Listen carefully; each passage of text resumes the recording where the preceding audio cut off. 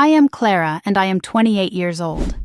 I discovered my brothers were making double my salary for doing half the work, and when I confronted HR about it, my father looked me dead in the eye and said, "They are men, and you only spend money."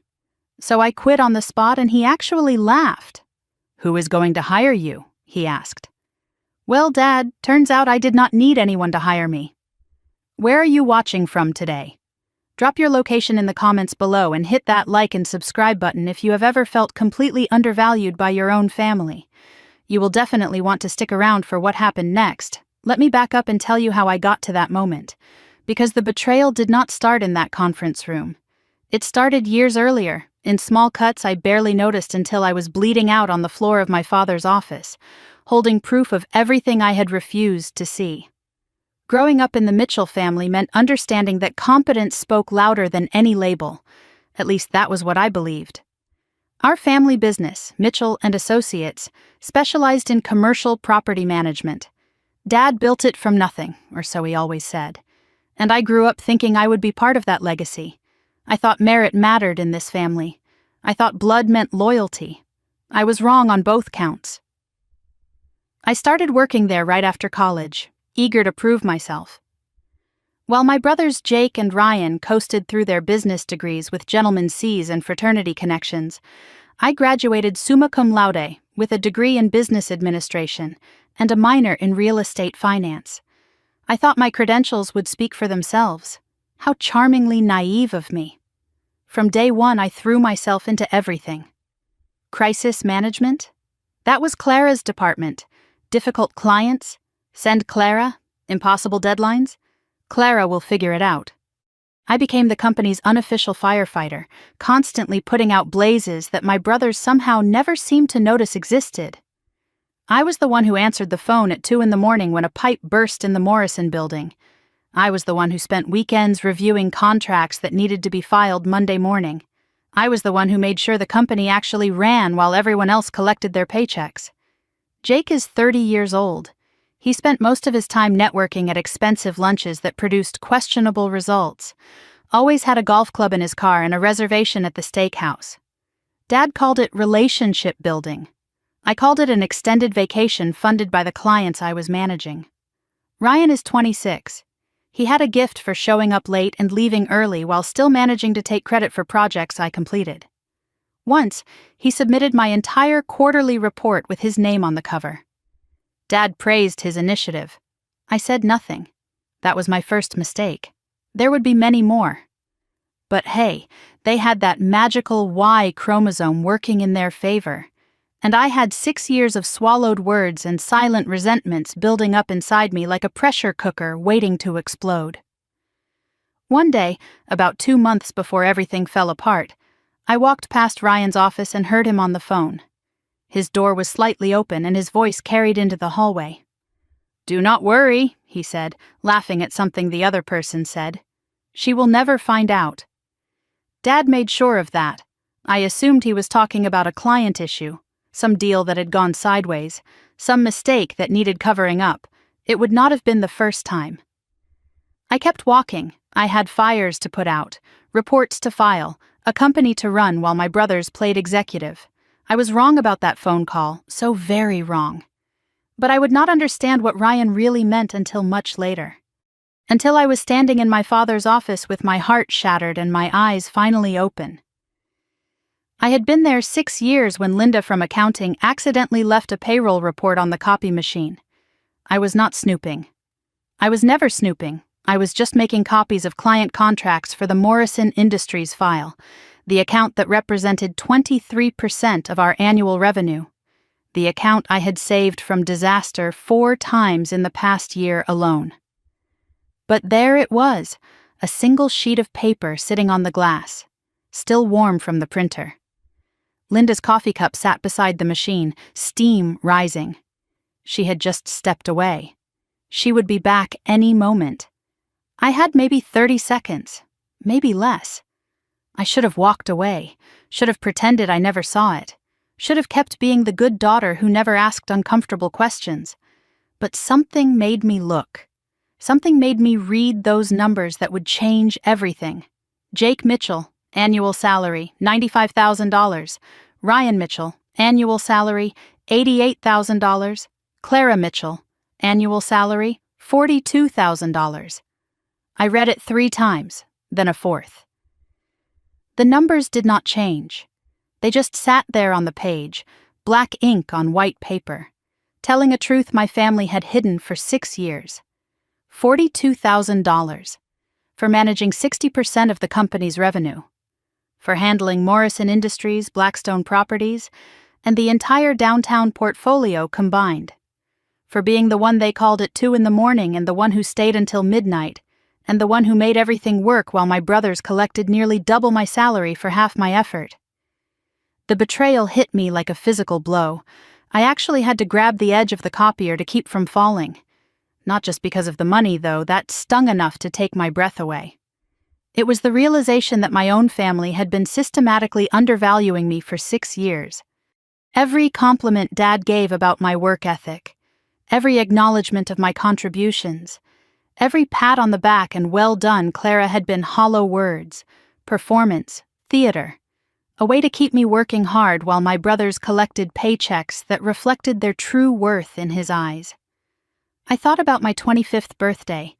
Dad had given me a card that said, "To our hardest worker." I had framed it. It still sat on my desk in my tiny office at the end of the hall. The office without windows. The office they gave to interns before they gave it to me. Now I understood what that card really meant. To the one we can underpay because she will never leave. To the one too loyal to ask questions. To the one who will work twice as hard for half the reward because she actually believes we see her as family. I put the paper back exactly where I found it, walked back to my windowless office, sat down at my desk and stared at that framed birthday card for a very long time. I spent the rest of that day in a fog, mechanically completing my tasks, smiling at coworkers, answering emails, pretending everything was fine when everything was broken. My mind kept circling back to the same questions. How long had this been going on?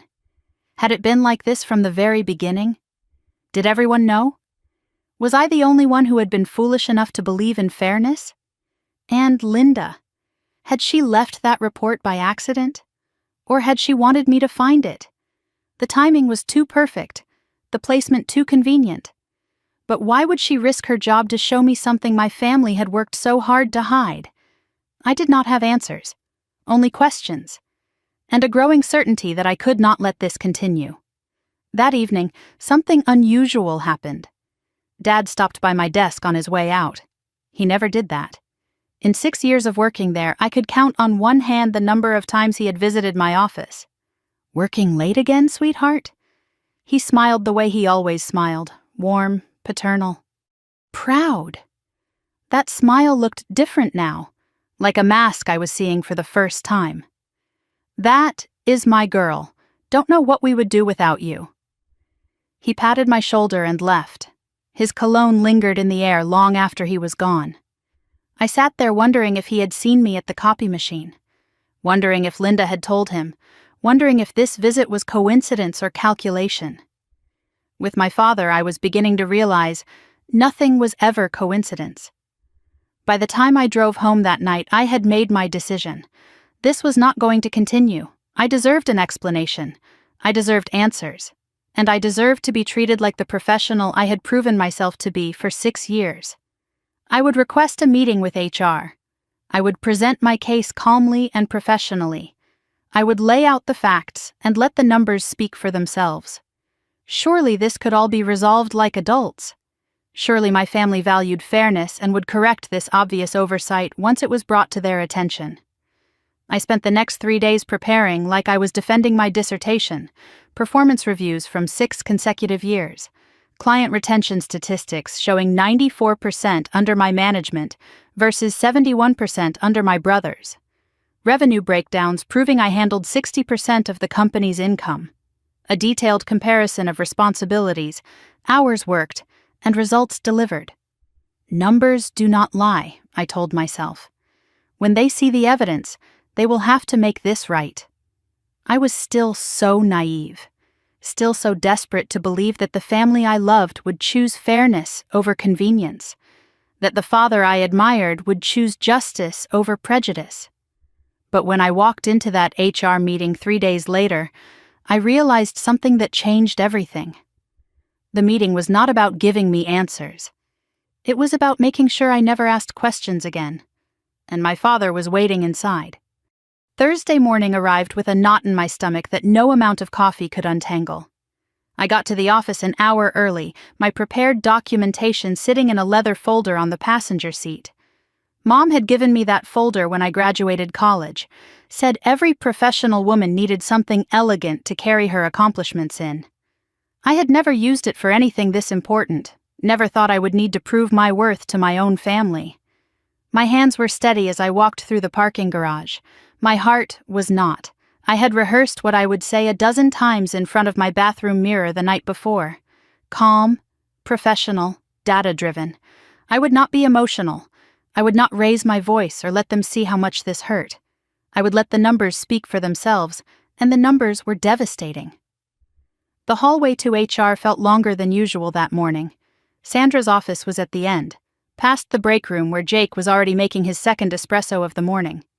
He did not look up as I passed. Neither did the receptionist. Neither did anyone. Everyone seemed very interested in their computer screens as I walked by. Too interested. The kind of interested that meant they already knew where I was going, and maybe why. Word traveled fast in this company. Secrets traveled faster. And I was beginning to understand that my salary had never been a secret to anyone except me. Sandra Martinez had worked for the Mitchell family for 15 years. I had always liked her. She was fair, professional, had a reputation for handling sensitive issues with discretion and grace. She had helped me navigate my first performance review, had quietly warned me when office politics were getting complicated. I trusted her as much as I trusted anyone in that building. But today, something was different. She looked uncomfortable from the moment I sat down in the chair across from her desk. Her usual warm smile was strained. Her eyes kept flickering toward the window that looked out onto the executive suite. Toward my father's office. "Clara, I understand you have concerns about your compensation," she began carefully. Her voice had that measured quality people use when they have been coached on what to say. Concerns is putting it mildly. I slid my leather folder across her desk and opened it to the first page. I would like to understand the criteria being used for salary determination. Because based on performance metrics, there seems to be a significant discrepancy. She barely glanced at my materials. Maybe 2 seconds, maybe less. Her eyes touched the papers like they were hot, then pulled away. Like she already knew what was in them. Like someone had already briefed her on exactly what I might bring to this meeting. "Clara, I think this conversation would be better had with your father directly." She was already reaching for her phone before I could respond, not asking if I wanted to escalate, not offering alternatives or explanations or even the pretense of a fair hearing. Just calling Dad. Like this had been the plan all along. Like my carefully prepared presentation was nothing more than a formality before the real meeting began.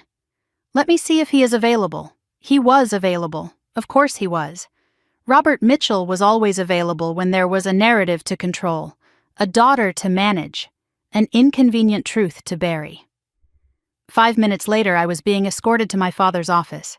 The folder felt heavier in my hands with every step. Dad's office had always been designed to intimidate. That was the point. The massive oak desk that cost more than my annual salary, the leather chair that sat 6 inches higher than the guest chairs, forcing everyone who sat across from him to look up like a child seeking approval. The framed photos covering the walls, him shaking hands with mayors, senators, real estate moguls, a visual resume of power and connections. And one photo of the family, taken 15 years ago, before Mom got sick, before everything changed, before I understood that the man smiling in that photograph was not the man sitting behind this desk. I noticed something I had never seen before. Mom's photo, the one that used to sit on the corner of his desk where he could see it every day, was gone. In its place was a new frame. Dad with Jake and Ryan at some golf tournament. All 3 of them holding trophies and grinning like they had conquered the world. I was not in it. I wondered when the switch happened. I wondered if I had ever really been in any of the frames that mattered. Sandra sat beside me, notepad ready, pen poised, writing nothing. She was here as a witness, I realized, not as an advocate, not as a neutral party, as proof that proper procedure had been followed when they dismissed my concerns. Dad flipped through my carefully prepared charts with the expression he used to review grocery lists. Mildly interested, slightly impatient, already certain of the outcome. Clara, honey. He leaned back in his chair and the leather creaked like a sigh. I appreciate your initiative here, but I am not sure you understand how business compensation works. The honey did it. That single word, spoken in that patronizing tone he used when he thought I was being emotional. Like I was a child asking why the sky is blue. Like 6 years of dedicated work and a folder full of irrefutable evidence deserved nothing more than condescension and a pet name. Enlighten me, I said. My voice was steady. I was proud of that. He leaned back further, settling into the posture of a man about to deliver wisdom to someone too simple to understand it. Your brothers have different responsibilities, different pressures. Jake handles our major institutional clients. Ryan manages our development projects. Those roles carry more liability, more complexity. Dad, I handle Morrison Industries, Blackstone Properties, and the entire downtown portfolio. Combined, they represent 60% of our revenue. His jaw tightened. Just slightly, just enough for me to notice. I was disrupting his narrative, forcing him off the script he had prepared. Yes, but... And last month, I continued, when Blackstone threatened to pull their contract over the heating system failures, who spent 3 straight days coordinating with contractors and city inspectors to resolve it? Who kept them from walking away and taking 11% of our annual revenue with them? His eyes flickered to Sandra. Just for a moment. A glance that said everything. I told you she would do this. I told you she would not just accept it. Sandra's pen stopped moving entirely. She stared at her notepad like the secrets of the universe were written there. I understood then. This was not a meeting. It was not a negotiation or a discussion, or even a genuine attempt to address my concerns. This was a containment strategy. They had discussed me, prepared for me, decided how to handle me before I ever walked through that door. The silence stretched between us. My father put down my documentation and looked at me directly. And then he said the words that would echo in my mind for years to come. The words that shattered every illusion I had ever held about my family, about my place in it, about my worth. They are men, Clara. You only spend money. Have you ever had a moment where time stops? Where words hit you so hard that reality shifts around you, rearranging itself into a shape you no longer recognize? Where the ground you have been standing on your entire life suddenly reveals itself to be nothing but air? This was mine.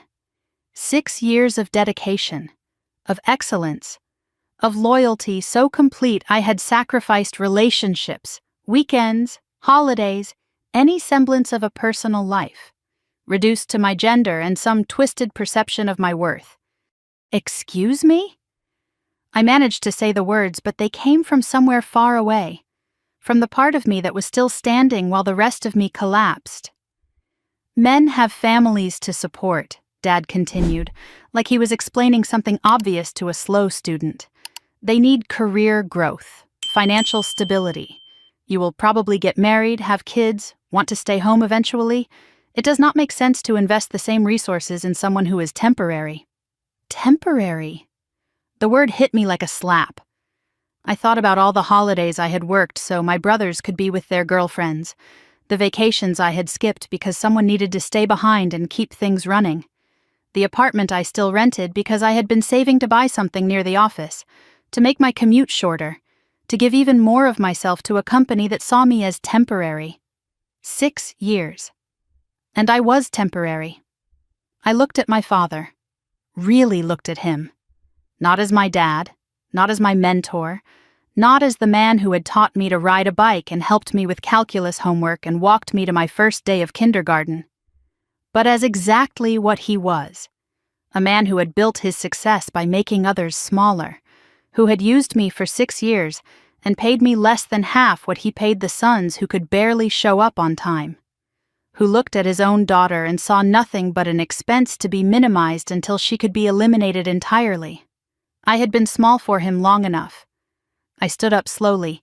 My legs were somehow steady despite feeling like my entire world was crumbling. But my voice, when it came out, surprised even me.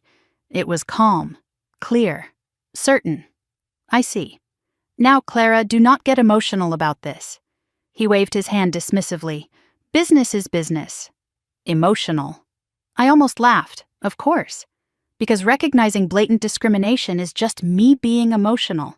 Because expecting equal pay for superior work is just me being difficult.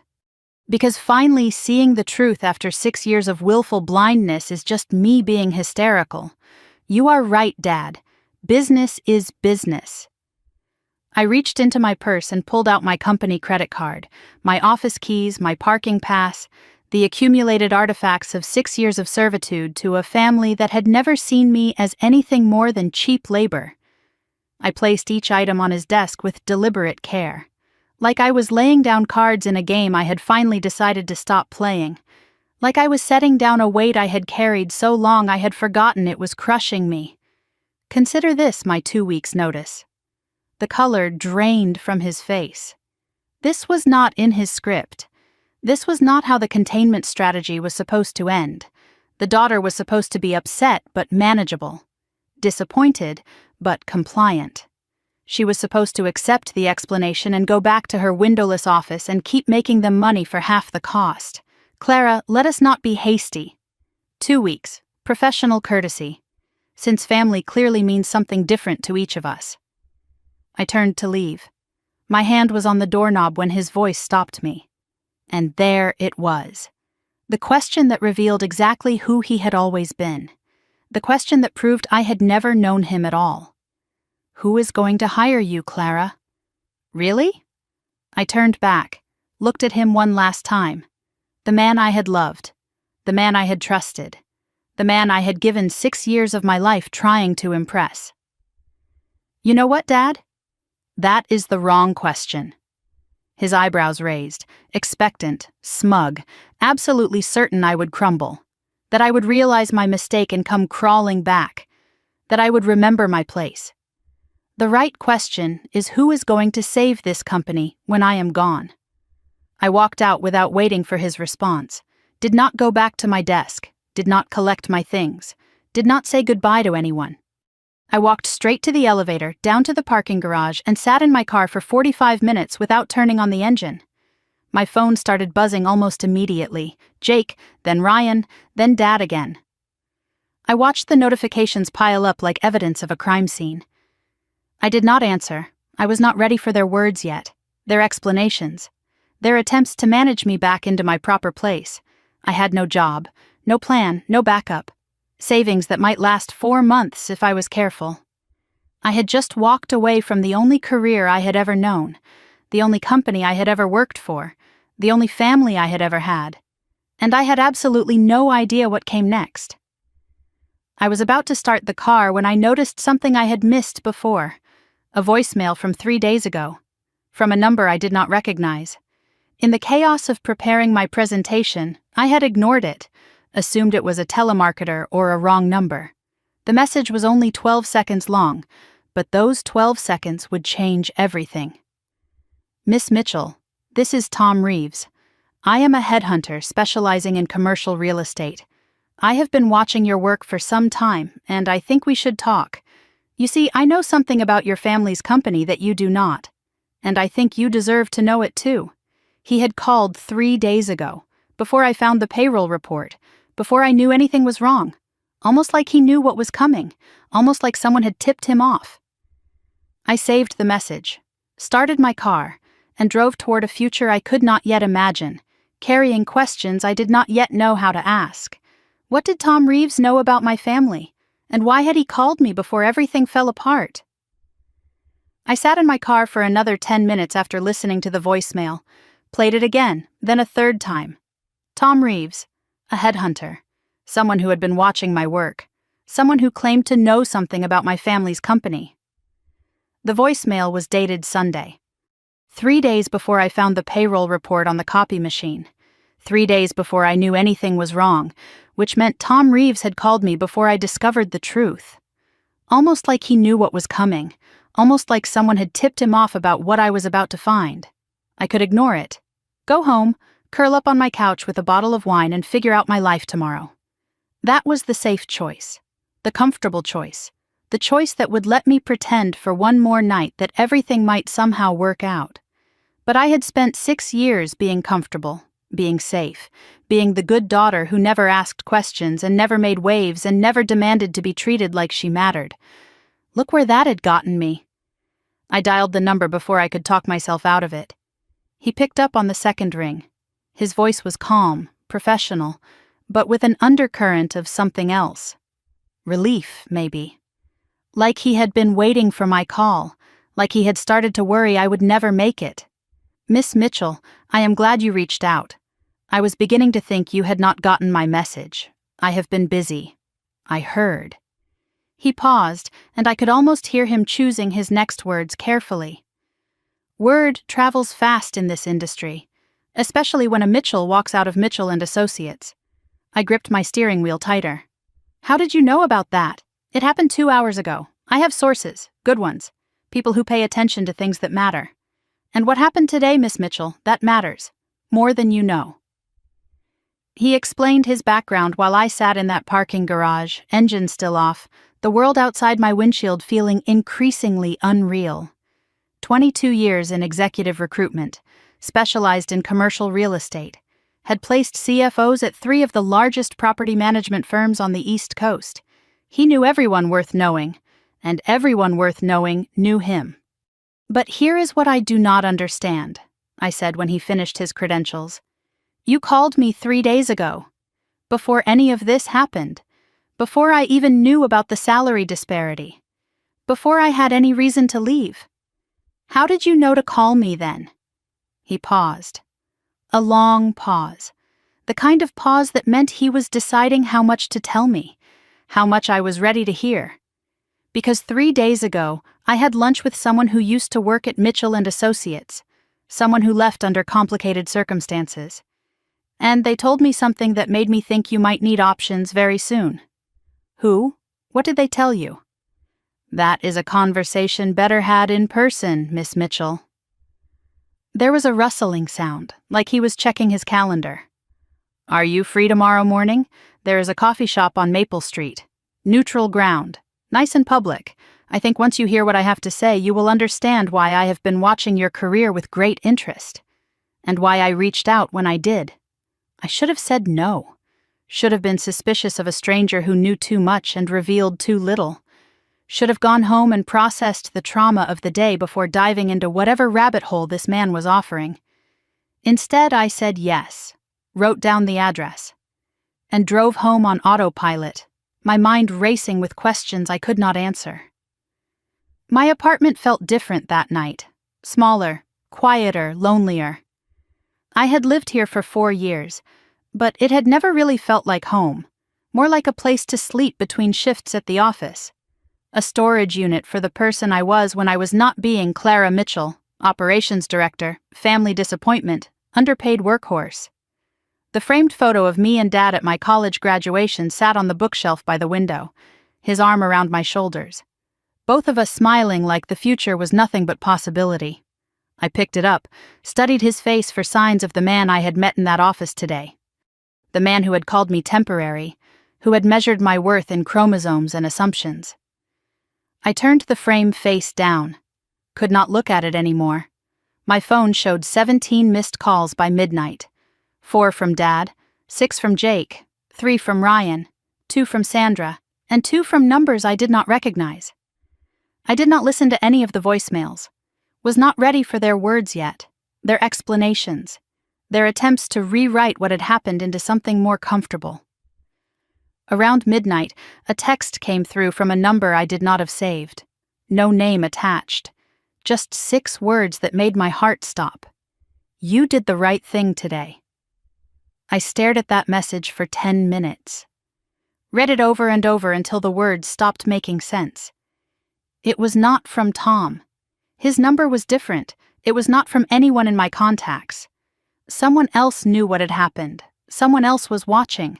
Someone else wanted me to know they approved. I should have been frightened. Should have been paranoid about strangers tracking my movements and sending mysterious messages in the middle of the night. But something about those 6 words felt less like surveillance and more like support, like someone out there understood, like I was not as alone as I felt. I did not sleep that night. Instead, I did what I always did when my mind would not stop spinning. I made spreadsheets, calculated my savings down to the penny, 4 months and 12 days if I was extremely careful, longer if I found a cheaper apartment, shorter if I could not find work. The math was terrifying. The silence was worse. Maple Street Coffee was the kind of place where deals got made, quiet booths with high backs for privacy, good lighting that flattered everyone, espresso that cost more than my lunch used to. I arrived 15 minutes early, but Tom was already there, sitting in the back corner with a clear view of the door, watching everyone who walked in. The habit of someone who had learned to always know his exits. He was older than I expected. Mid-50s, maybe. Silver hair swept back from a face that had aged well, wire-rimmed glasses that made him look like a professor or a doctor, someone you would trust with important information. He stood when I approached and shook my hand with the grip of someone who had closed 1,000 deals. "Thank you for coming, Miss Mitchell. Clara. And thank you for being cryptic enough to guarantee I would show up." He smiled at that, gestured to the seat across from him. I have learned that the truth lands better in person, especially truth as heavy as what I have to tell you. A waitress came and went. Coffee ordered, served, ignored.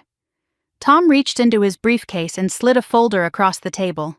Inside were printouts, financial statements, client lists, performance reports, all from Mitchell and Associates, all dated from the past 3 years.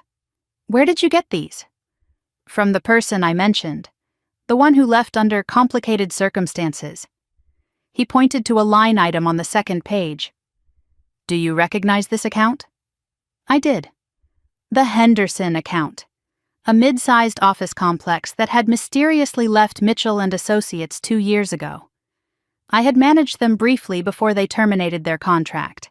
Dad blamed market conditions. Jake blamed the economy. Ryan blamed everyone except himself. "What about Henderson?" Tom leaned forward slightly.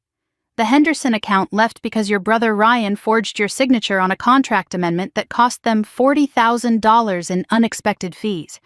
When they complained to your father, he covered it up, offered them a settlement to keep quiet and sign a non-disclosure agreement. They took the money and walked." My hands went cold. "That is not possible. I never signed any amendment for Henderson. I would remember. You did not sign it, Clara. Ryan signed it. With your name. Using your signature from other documents as a template. And when Henderson threatened legal action, your father made it go away." He pointed to another page. Henderson was not the only one. "I have records of at least 6 accounts your brothers mismanaged over the past 3 years. Accounts that were blamed on market conditions or quietly cleaned up with settlements. And in every case your name was attached somehow. Your signature, your authorization, your reputation." I felt sick. My coffee sat untouched, growing cold. "Why are you showing me this?" "Because you deserve to know the truth about how your family operated. And because the person who gave me these documents told me something else." He watched my face carefully, measuring my reaction. "They told me your father has a phrase he uses in private meetings when things go wrong. When one of your brothers makes a mistake that could cost the company money or reputation. He said it in front of witnesses dozens of times." "What phrase?" Tom's voice was quiet, almost gentle. "Clara will fix it." The words landed like a punch. "Clara will fix it." 4 words that explained everything. Why my client retention was so high, why my accounts never seemed to have problems, why I was always putting out fires I never saw start. I had not been putting out random fires. I had been cleaning up messes my brothers created, fixing mistakes that were blamed on circumstances but caused by incompetence, building a reputation for excellence on top of a foundation of hidden disasters. I had been their insurance policy, and they had never told me. "Who gave you these documents?" I asked. "Who is the person who left under complicated circumstances?" "Her name is Patricia Holloway. She was your father's operations manager 8 years ago, before you joined the company." I knew that name, vaguely, a ghost story around the office. Someone who had left suddenly, dramatically, someone Dad never spoke about. What happened to her?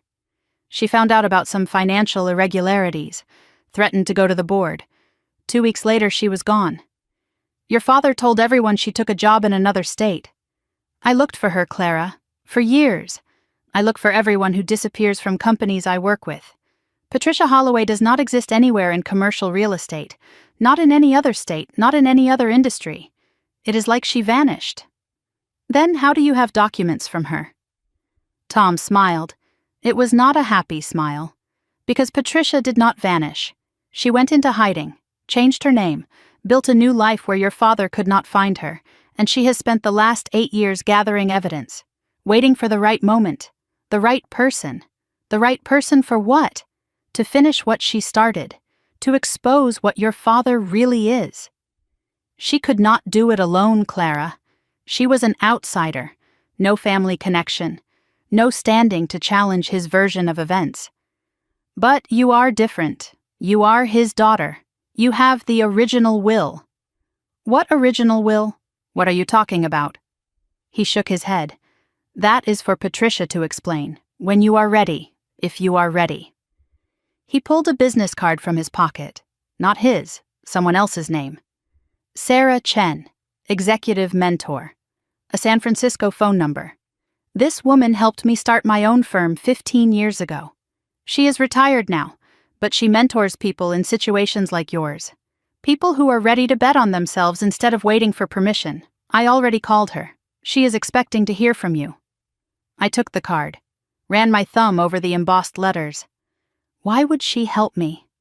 She does not know me because I told her your story, and because 30 years ago someone did the same thing for her. He stood, leaving money on the table for the coffee neither of us had touched. Think about what I told you, Clara. Think about what you want to do next, and when you are ready to talk to Patricia, call me. She has been waiting 8 years for someone like you. I think she has been waiting long enough.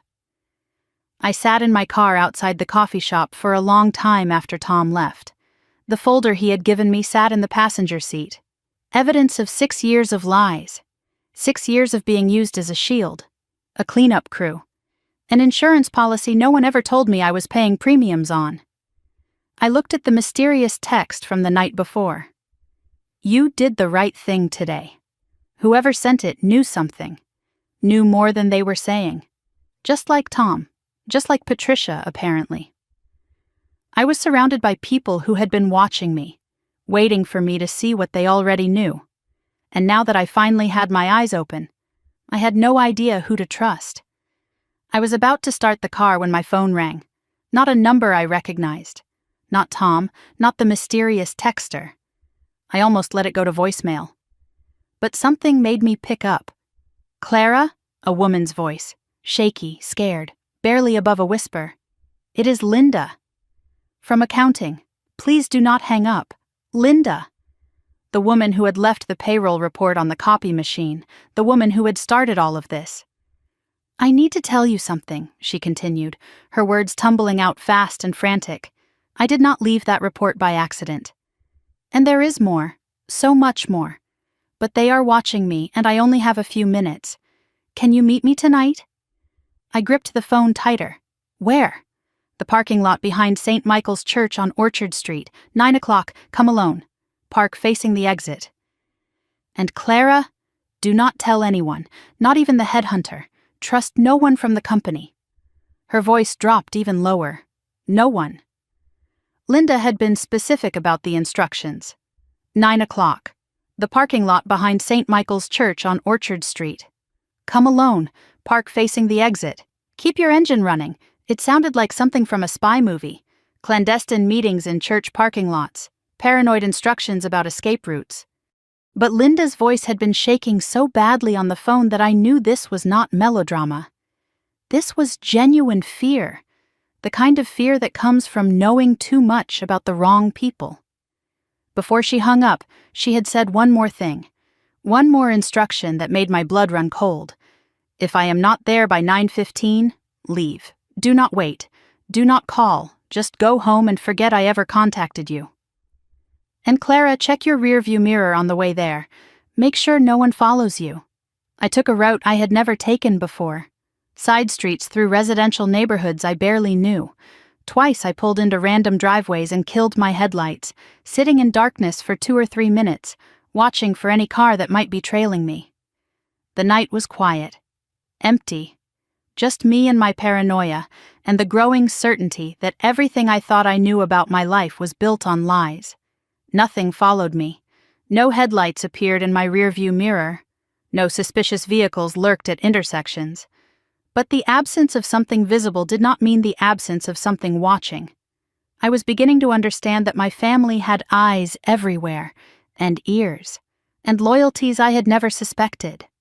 St. Michael's was an old Catholic church that had seen better decades.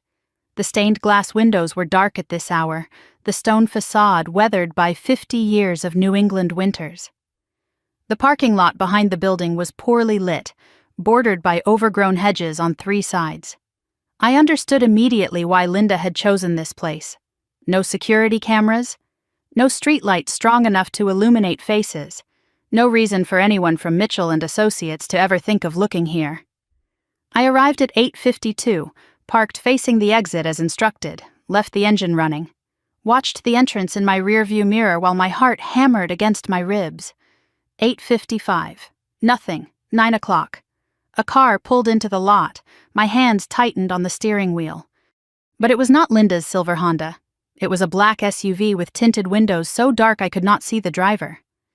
It paused at the entrance for a long moment, engine idling, headlights cutting through the darkness like searchlights. Then it began to move. Slowly, circling the lot in a wide arc, passing my car close enough that I could have reached out and touched its side mirror. I held my breath. Did not move, did not look directly at it. Just sat there with my foot hovering over the gas pedal, ready to run. The SUV completed its circle, paused again near the exit. Then it pulled back onto the street and disappeared into the night. Wrong turn, lost driver looking for an address.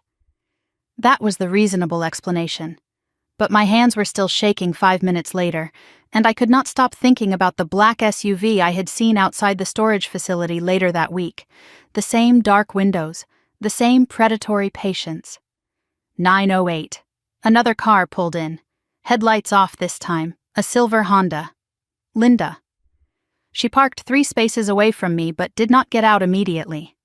Through my rearview mirror, I watched her silhouette turn left, then right, scanning every shadow in the lot, looking for threats I could not see. Finally, her door opened.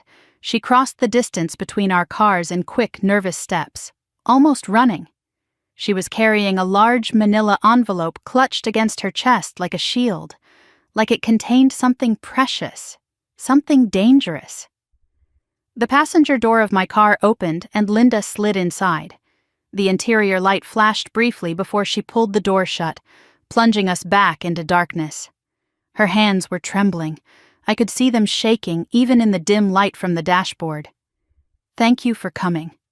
Her voice was barely above a whisper. "I was not sure you would. You said you had something to tell me. I have something to show you." She pressed the envelope against her lap, still not opening it.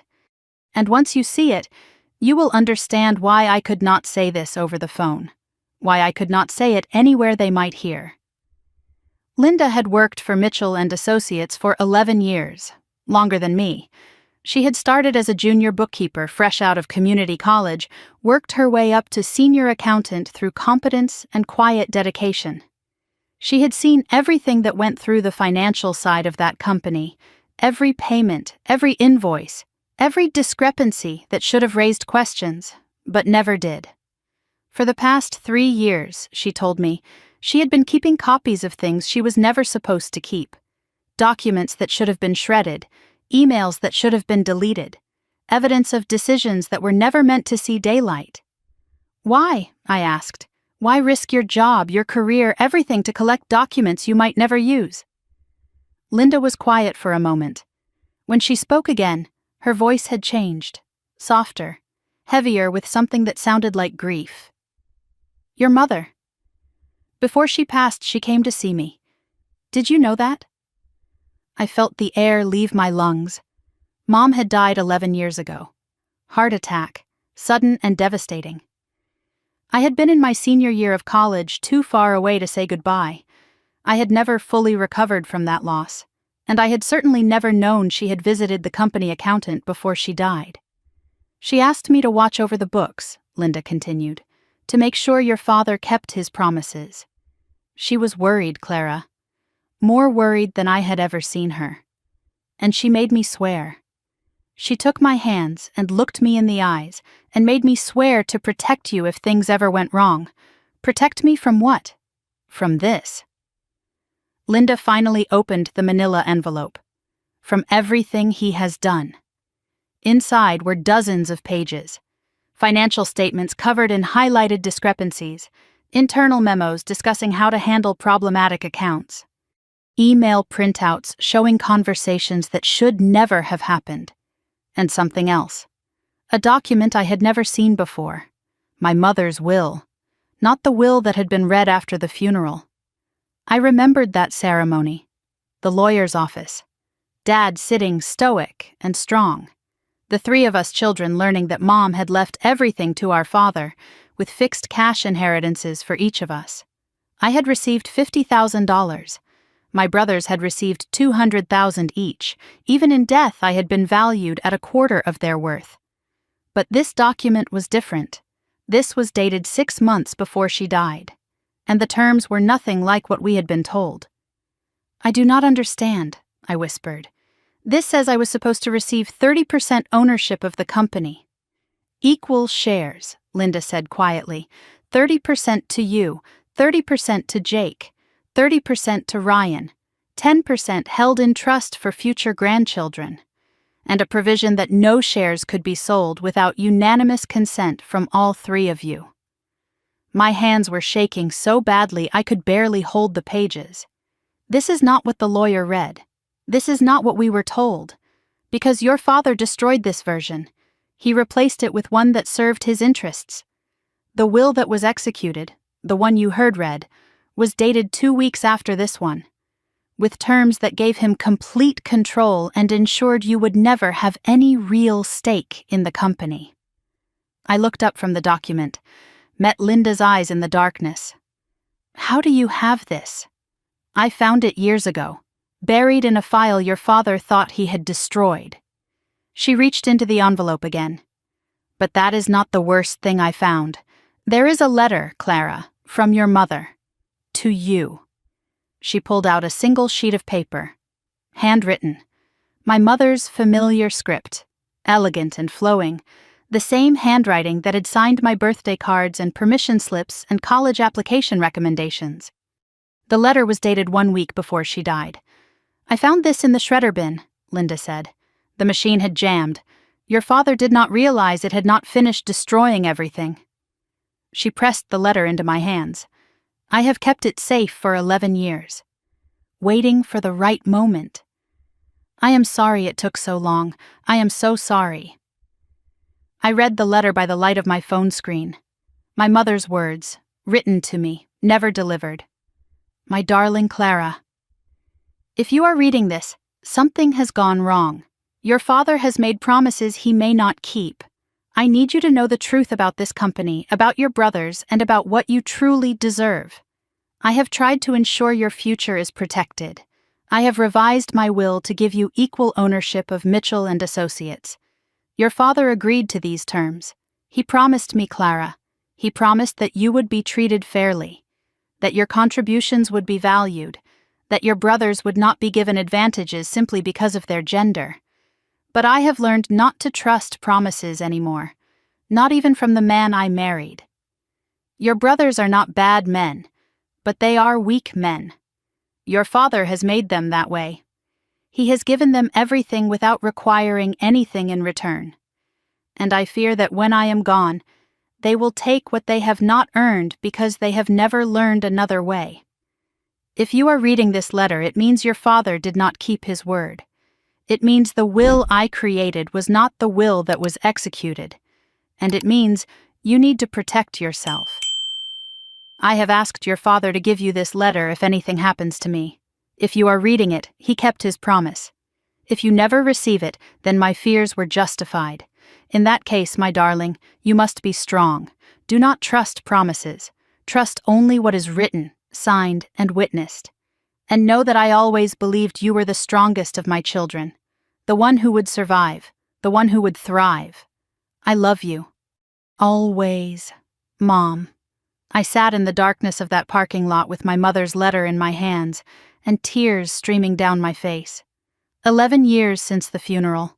11 years of believing I had been treated fairly. 11 years of thinking she had simply trusted Dad to do the right thing.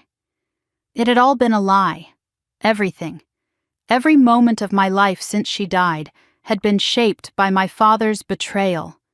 He had destroyed her will, stolen my inheritance, hidden the letter that would have warned me about everything, and he had smiled at me every day while doing it. Why now? I finally asked, my voice breaking. Why tell me all this now? Because I am leaving. Linda glanced out the window, checking the parking lot again. I put in my resignation yesterday. Told them I am moving to take care of my sick sister in Oregon. But the truth is I cannot stay there anymore. Not after what I have seen. Not after what they have done. What do you mean? What else have they done? Your father and your brothers, they are not just going to let you walk away. You know too much now. You have seen too much. And once they realize you have these documents, Linda stopped, seemed to gather her courage. Clara, there was a woman before you joined the company, Patricia Holloway. She was your father's operations manager. She found out about some financial irregularities and threatened to go to the board. I know that name. Tom mentioned her. 2 weeks after she threatened to expose your father, she was gone. They said she took a job in another state. But I looked for her, Clara. I searched every database, every professional registry, every social media platform. Patricia Holloway does not exist anywhere in this industry. It is like she disappeared. She pressed a small flash drive into my palm, along with the envelope. Take these. Everything I just gave you is on here too. Recordings of staff meetings where your father discussed keeping you manageable. Conversations between your brothers about whose name to put on your projects, and one conversation from last week. After you quit. What conversation? Your father and Jake, discussing how to make sure you never work in this industry again. They are already making calls, Clara, poisoning wells before you can drink from them. She opened the car door, letting in a rush of cold night air. Keep these documents somewhere safe, not your apartment, somewhere they would never think to look. And do not confront your father about any of this. Not yet. Not until you have a plan. Not until you have protection.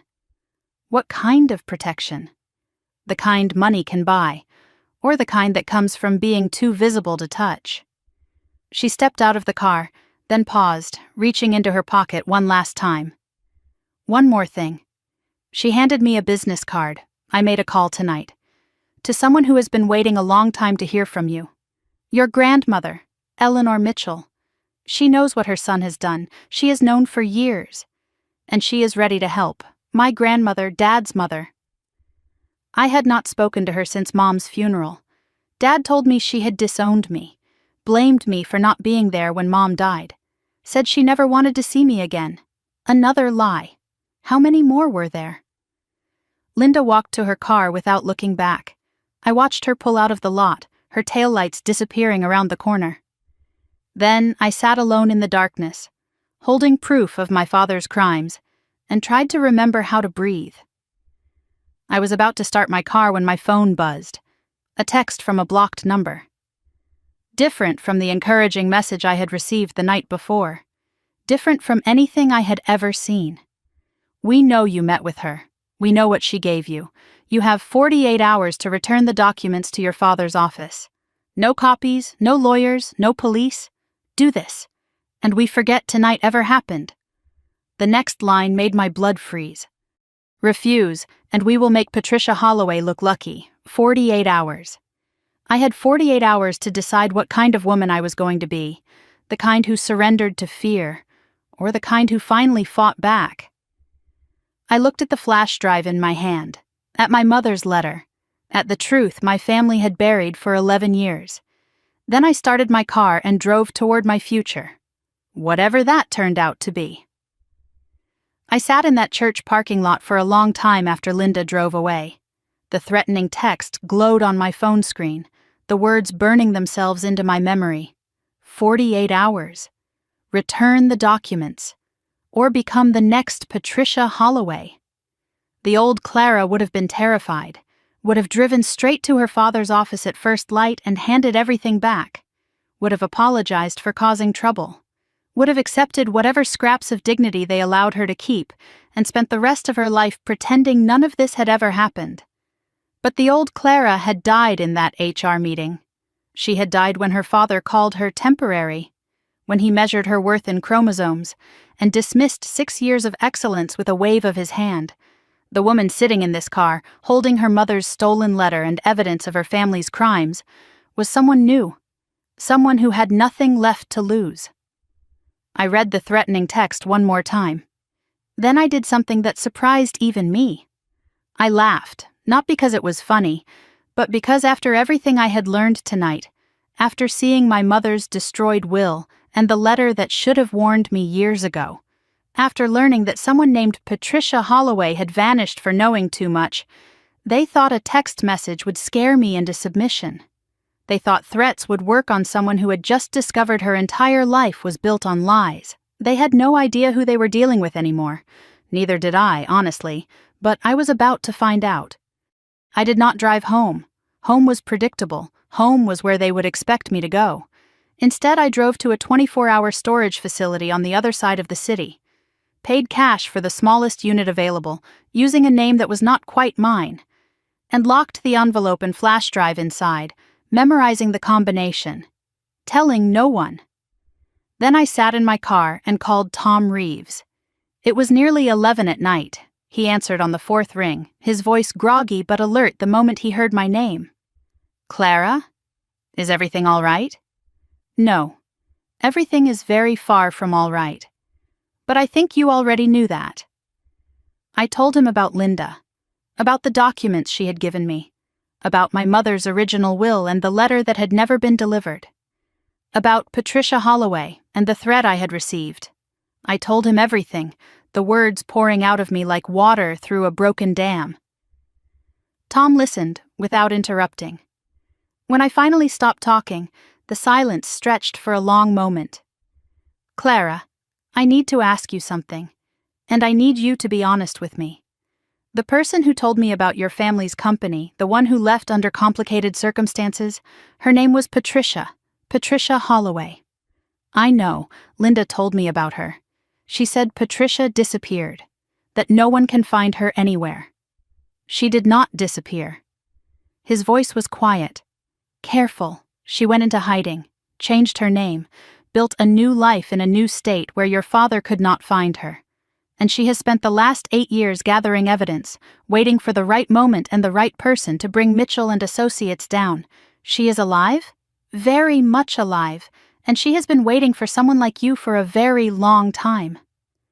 Tom explained what Patricia could not do on her own. She had been an outsider, no family connection, no legal standing to challenge Robert Mitchell's version of events. Any accusations she made could be dismissed as the ravings of a disgruntled former employee. But I was different. I was his daughter. I had the original will, witnessed and notarized. I had standing that Patricia never had. She could not do it alone, Tom said.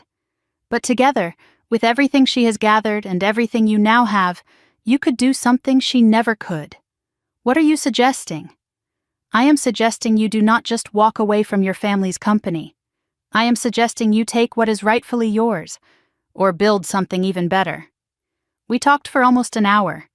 Tom laid out the options with the precision of someone who had been thinking about this for years. I could comply with the threat, return the documents, spend the rest of my life looking over my shoulder, waiting for the next demand, the next betrayal, the next moment when my father decided I was more trouble than I was worth. Or I could fight. Fighting meant lawyers. It meant going public with the original will. It meant challenging the estate settlement and my father's control of the company.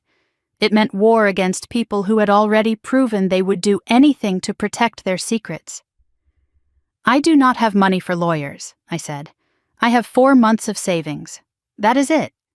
You will not need money, not yet. You have something better. What? Leverage. Those recordings Linda gave you. The evidence of fraud, of forged signatures, of cover-ups.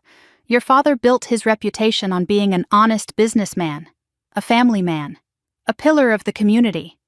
How much do you think that reputation is worth to him? How far do you think he would go to protect it? I understood what Tom was suggesting. This was not about going to court, not yet. This was about making my father understand that the cost of silencing me was higher than the cost of letting me go, higher than the cost of giving me what I deserved. There is something else, Tom continued. Before you do anything, you need to meet Sarah Chen. Tomorrow. I have already called her. She is flying in from San Francisco. Flying in? For me? For you. And for Patricia. And for every woman your father has ever underestimated. Tom explained that Sarah was more than just a business mentor. She was part of a network, women in business who had faced situations like mine, women who had been pushed out, silenced, erased from companies they had helped build. They had found each other over the years, built something together. They helped each other, invested in each other, protected each other. It is not a formal organization, Tom said. No name, no membership list. Just women who remember what it felt like to be told they did not belong, and who made it their mission to ensure other women had the chances they almost did not get. Patricia was one of the first. Sarah was the founder. And if you are willing, Clara, you could be next.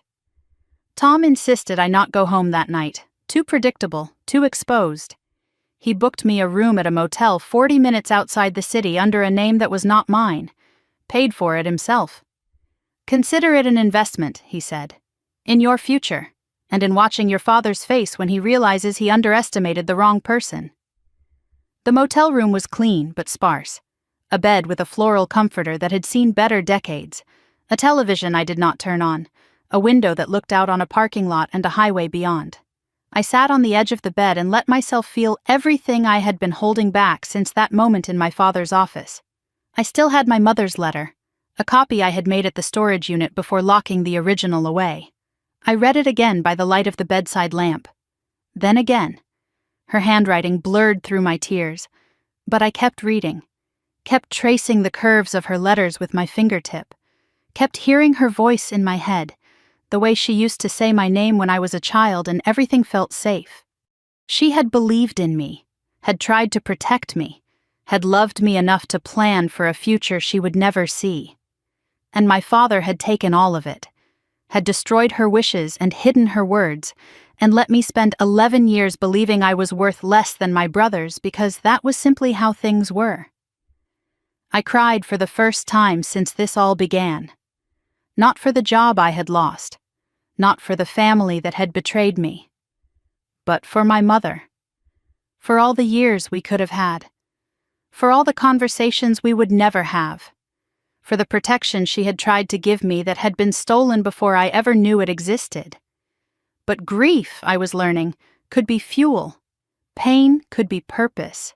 And love, even love from someone gone, could be armor.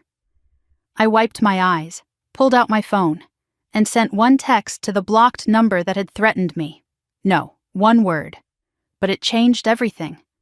Sarah Chen was not what I expected.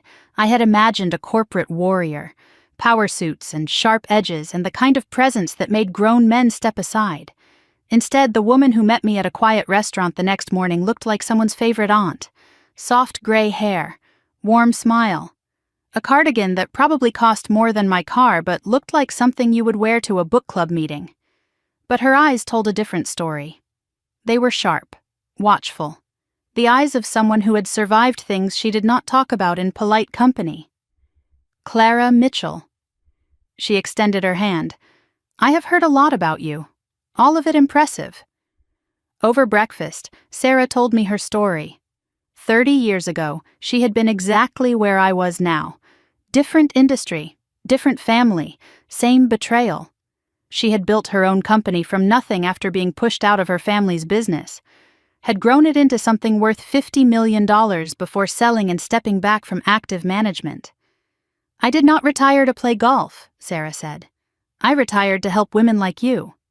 Because someone helped me once. And the debt never goes away. It just changes hands.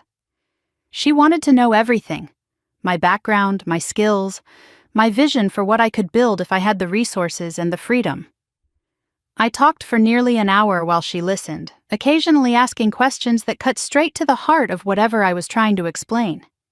The mid-market property sector, I said at one point, it is underserved.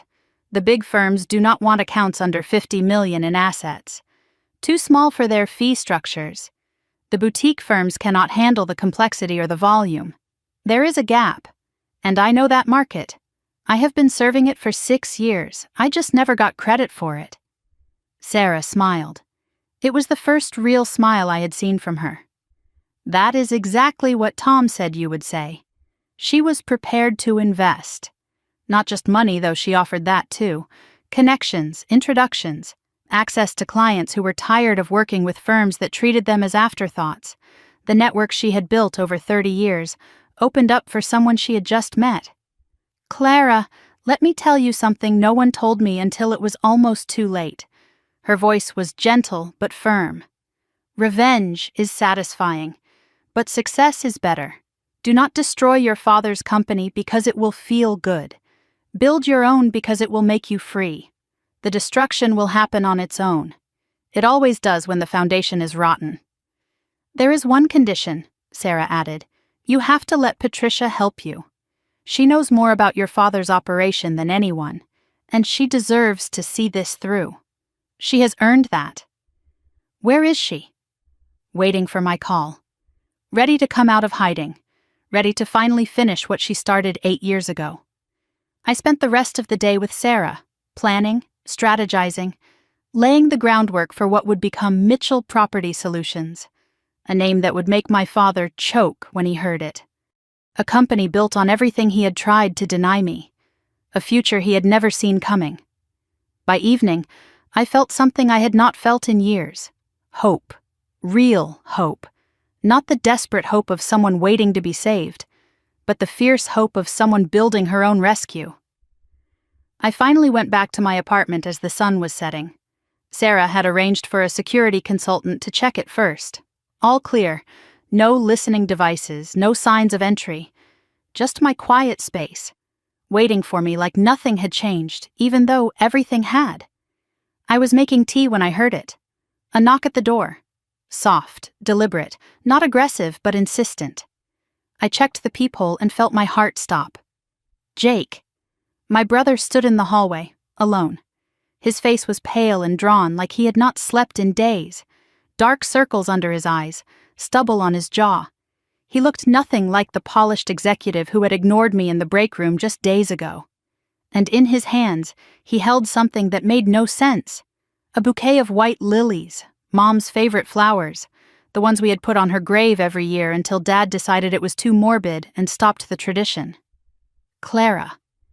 His voice cracked on my name. Please, I need to talk to you. It is about Dad. It is about what he is planning. And Clara, I am scared. I think he is going to do something terrible. Not to you. He paused, swallowed hard. To himself. Please, you are the only one who can stop him. I stood frozen, my hand on the deadbolt, trying to decide if this was a trap or a warning. Trying to figure out if the brother who had taken credit for my work and collected twice my salary could possibly be telling the truth. And wondering if it even mattered anymore. I stood with my hand on the deadbolt, staring at the distorted image of my brother through the peephole. Jake Mitchell, the golden child, the one who had never worked a weekend in his life. The one who had collected $95,000 a year while I scraped by on $42,000 for doing twice the work. And now he was at my door with our mother's favorite flowers, claiming our father was planning something terrible. Every instinct screamed trap. This was exactly what they would do. Send the charming one. The diplomat. The brother with the easy smile and the voice that could sell ice to penguins. Jake had always been the family peacemaker. The one who smoothed things over when tensions ran high. The one who made problems disappear with a few well-chosen words and a disarming laugh. Was I just another problem to disappear? But something was different tonight. Through the peephole, I could see Jake's hands trembling. The flowers shook like leaves in a storm. And his eyes, those confident blue eyes that had never known a moment of real doubt, were red-rimmed. Raw. He had been crying. Jake had not cried since Mom's funeral. Not even then, really. He had been too busy being strong for Dad, too busy playing the role of the reliable son.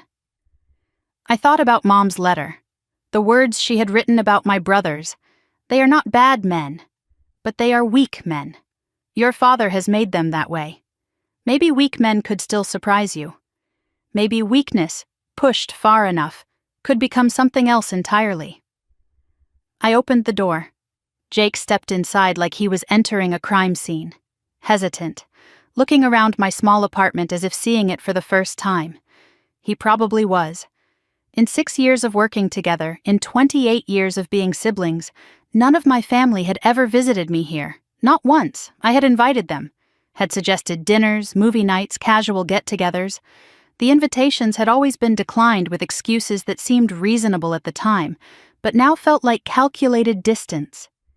You can sit down, I said, not offering tea or coffee or anything resembling hospitality. Talk. He placed the lilies on my kitchen counter. His hands were still shaking. I noticed he was wearing the same suit he had worn to work the day I quit, wrinkled now, like he had slept in it, or not slept at all. I do not know where to start. Try the beginning, or the part where you explain why you are here instead of sending another threatening text. His head snapped up. Threatening text? Clara, I did not send any text. Was it from a blocked number? I nodded, watching his reaction carefully. Looking for the lie, for the flicker of guilt that would tell me everything I needed to know. That was Ryan. Something like pain crossed Jake's features. He has been handling the situation. Dad gave him the job because he said I did not have the stomach for it. He laughed, but there was no humor in it. He was right. I do not. Jake sat on the edge of my couch like he might need to run at any moment. The confident executive I had watched coast through life for years was gone, deflated. In his place was someone I barely recognized, someone who looked as lost as I felt. Clara, I need to tell you something, and you are going to hate me even more than you already do. But I cannot keep carrying this anymore. It is killing me. What is killing you, Jake? The guilt of making twice my salary? The guilt of taking credit for my work? Or something else? He flinched like I had slapped him. The reaction was so genuine, so unguarded, that I felt the first crack in my certainty that this was all an elaborate manipulation, all of it. His voice dropped to barely a whisper. But there is more. So much more. Jake started talking. Slowly at first, the words dragged out like confessions from a reluctant witness. Then faster, more urgent, like a dam that had finally broken after holding back years of pressure. He had known about the salary disparity. Of course he had. Everyone in the company had known. It was an open secret, discussed in hushed tones in the break room and at happy hours where I was never invited. But Jake had told himself it was just how things were, that I was okay with it, that I would have said something if I were not. I know how pathetic that sounds now, he said, staring at his hands. I know there is no excuse. But you have to understand, Clara, I have spent my whole life doing what Dad expected, being who he wanted me to be. I never questioned anything because questioning meant losing everything. Losing what? Your salary, your corner office, your parking spot next to the elevator? Losing him. Jake's voice cracked on the word. You do not know what it was like after Mom died. You were at college, starting your life. I was here, watching him fall apart. And then watching him put himself back together into someone I barely recognized. The dad we grew up with died when Mom did. The man running that company now, he scares me, Clara. He has scared me for years. I sat down across from him, not forgiving, not ready to trust, but listening.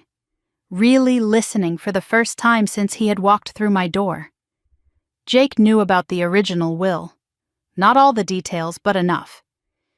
He had overheard arguments between our parents before Mom got sick. Arguments that happened late at night when they thought no one was listening. Arguments about fairness, about promises, about what would happen to the children if something happened to her. She made him swear, Clara. I heard her. One night when I came home late from a party, they were in the kitchen. They did not know I was in the hallway. She made him swear on her grave that he would treat you equally, that he would honor what she wanted. And he did not. He destroyed the original will 3 days after the funeral. Jake's eyes met mine, and I saw years of guilt pooling in them. I watched him do it, in his study. He put it through the shredder, and then he burned the pieces in the fireplace. I was too afraid to say anything. I have been too afraid to say anything for 11 years. The words hung in the air between us. 11 years of silence. 11 years of complicity. 11 years of watching me work twice as hard for half the reward while knowing the whole time that I had been cheated out of my inheritance. There is more. Jake's voice had dropped so low I had to lean forward to hear him. The salary difference, the forged signatures on your accounts, taking credit for your work. None of that was random. It was not just negligence or casual sexism. It was deliberate. Dad called it managing expectations. He said if you were paid less, you would work harder to prove yourself. If you never got credit, you would never have leverage to ask for more. He engineered your invisibility, Clara. He designed a system to keep you small and productive and completely dependent on his approval. I felt sick. Actually, physically sick, like the ground had tilted beneath me and I was sliding toward an edge I could not see. And I helped. Every time I put my name on your report. Every time I stayed quiet in a meeting when you deserved recognition. Every time I cashed a paycheck that should have been smaller, so yours could have been larger. I helped him do this to you. The room was silent except for the hum of my refrigerator and the distant sound of traffic. I did not know what to say, did not know how to process the fact that my own brother, the person who had grown up in the same house, shared the same memories, loved the same mother, had participated in my systematic erasure for over a decade. Why are you telling me this now, Jake? Why tonight? Because of what happened today. At the office, Jake explained. After I sent my one-word refusal to Ryan's threat, our father had called an emergency meeting, just the three of them, Dad, Jake, and Ryan. In the conference room at the end of the executive hall, the one with the soundproofed walls and no windows, the one where the really sensitive decisions were made. Dad was different today. Jake's hands were shaking again, cold, calculating, like he had already made decisions and was just going through the motions of consulting us. He said you had forced his hand, said he had offered you every chance to be reasonable and you had chosen war. He paused, swallowed hard, and then he said something that made me realize I could not stay silent anymore. He said if Clara will not come back to the family willingly, we will have to give her a reason to need us again. The words sent ice through my veins. A reason to need them. What did that mean? What was my father planning that would force me back under his control? Dad has contacts on the professional licensing board. Jake was speaking faster now, like he was afraid he would lose his nerve if he slowed down. Friends who owe him favors from years of political donations and quiet arrangements. He is going to challenge your credentials, claim you falsified parts of your resume, create enough doubt that no legitimate firm will touch you. That is insane. My credentials are impeccable. He knows that. He does not care about the truth. He cares about the narrative. He has done it before, Clara. There was a competitor a few years ago who tried to poach some of our major clients. Dad made some calls. 3 months later, the guy lost his license. Last I heard, he was selling insurance in some strip mall outside Cleveland. I thought about what Linda had said, about Patricia Holloway, about people who challenged my father and simply disappeared. And then Ryan said something about making sure you ended up like Patricia. Jake's voice broke. Dad laughed. Actually laughed. And I realized that I have been protecting a monster. We all have. And I cannot do it anymore. The silence stretched between us. I studied my brother's face, looking for any sign of deception. Any hint that this was another manipulation, another layer in a game I did not fully understand. What do you want, Jake? Absolution? I cannot give you that. I do not want absolution. I want to help. He explained what he could offer. Inside information, access to company records, knowledge of Dad's plans before they happened. He was still in the inner circle. Dad still trusted him. He could be my eyes and ears inside Mitchell and Associates, feeding me intelligence while pretending to be the loyal son. Why would you do that? He is your father too. The same blood runs through both of us. Jake reached into his jacket pocket and pulled out something small, a photograph, worn at the edges like it had been handled many times. He handed it to me. It was the 4 of us, Mom, Dad, Jake, and me. At my 8th birthday party, the one where Mom had surprised me with a puppy I had been begging for. Everyone was smiling. Everyone was happy. Before the cancer. Before the betrayal. Before we became the broken people sitting in this apartment. Because this is who we were supposed to be. Jake's voice was thick with tears. And because Mom would have wanted me to protect you. I failed her for 11 years. I am not failing her anymore. I looked at the photo for a long time. At my mother's smile. At the way she was looking at me like I was the most precious thing in the world. At the father who had his arm around all of us, before he became the man who would destroy her wishes and discard her memory. If I let you help me, I said finally, there is no going back. You understand that? When this is over, you will not have a father. You might not have a career. You will have nothing except the knowledge that you did the right thing. The right thing. Jake smiled, but it was sad and broken. I have never done that before. Maybe it is time I started.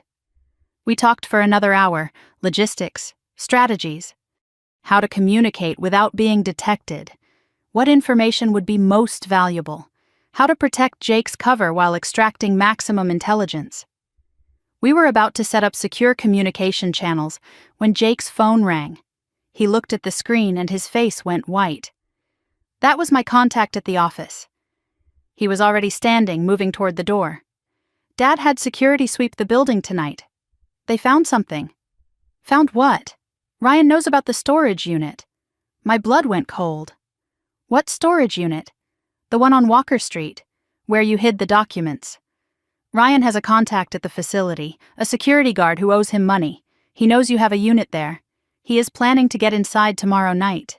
The documents, the will, Mom's letter, the flash drive with the recordings, everything Linda had risked her career to give me, everything that could bring my father down.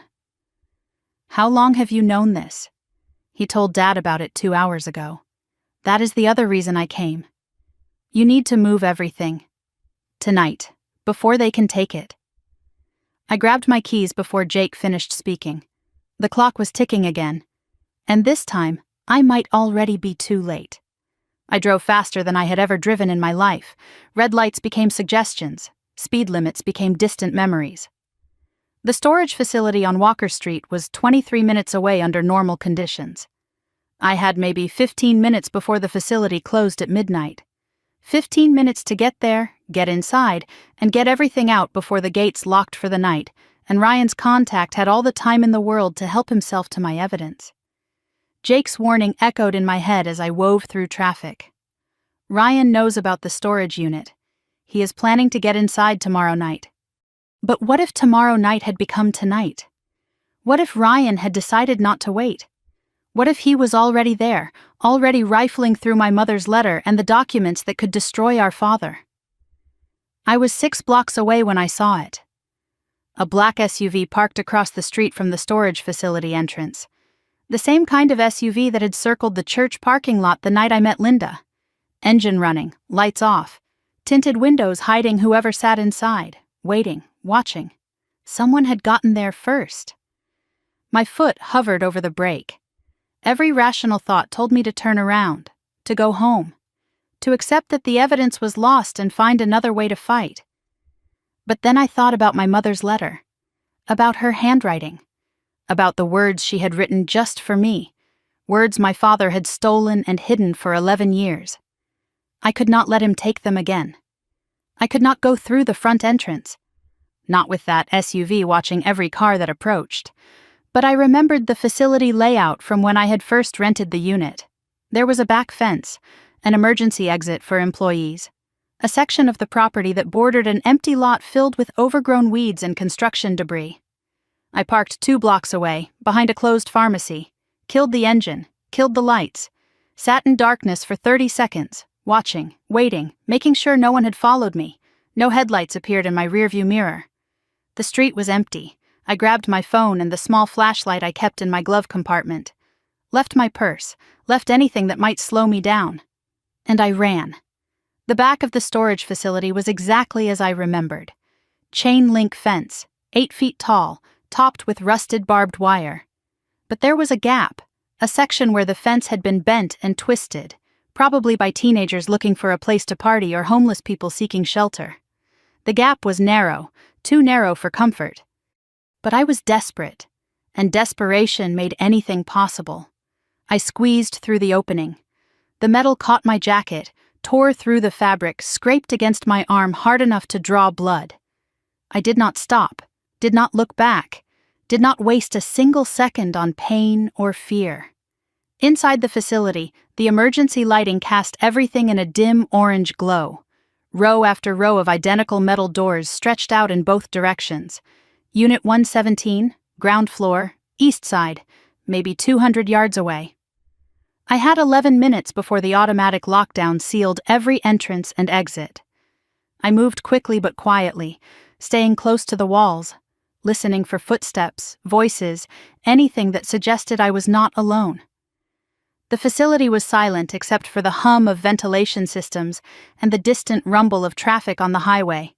My own breathing sounded impossibly loud in the stillness. Unit 117 appeared at the end of the row. My hands were shaking so badly it took 3 tries to enter the combination. The lock clicked. The door rolled up with a metallic screech that seemed to echo through the entire building. Everything was still there. The manila envelope, the flash drive, my mother's letter, carefully preserved in a plastic sleeve, untouched, waiting for me.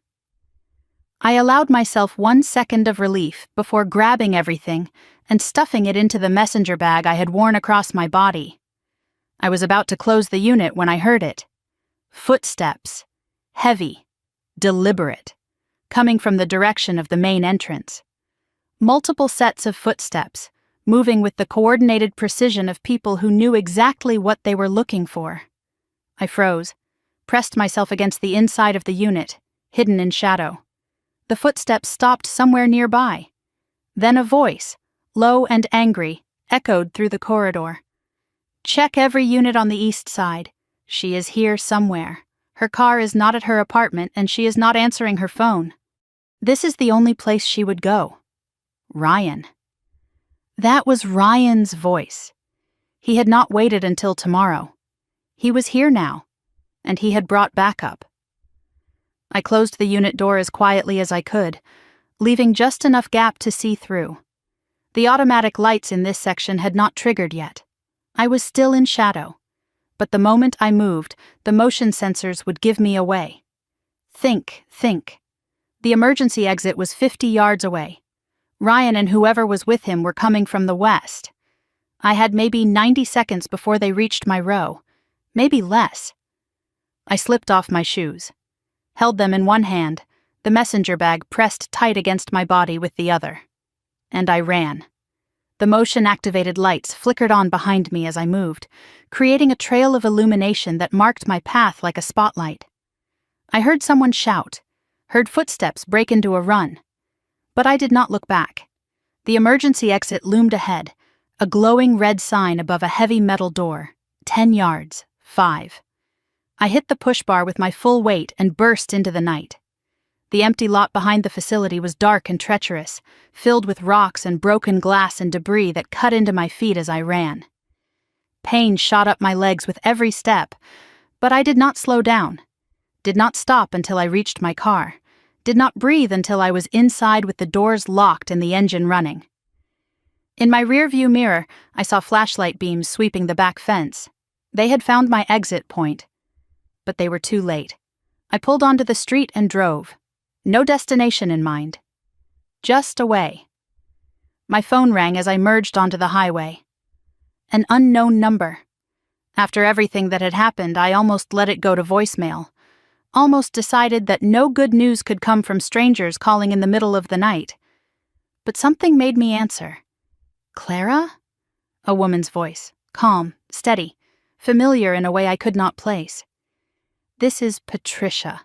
Patricia Holloway. I think it is time we finally met.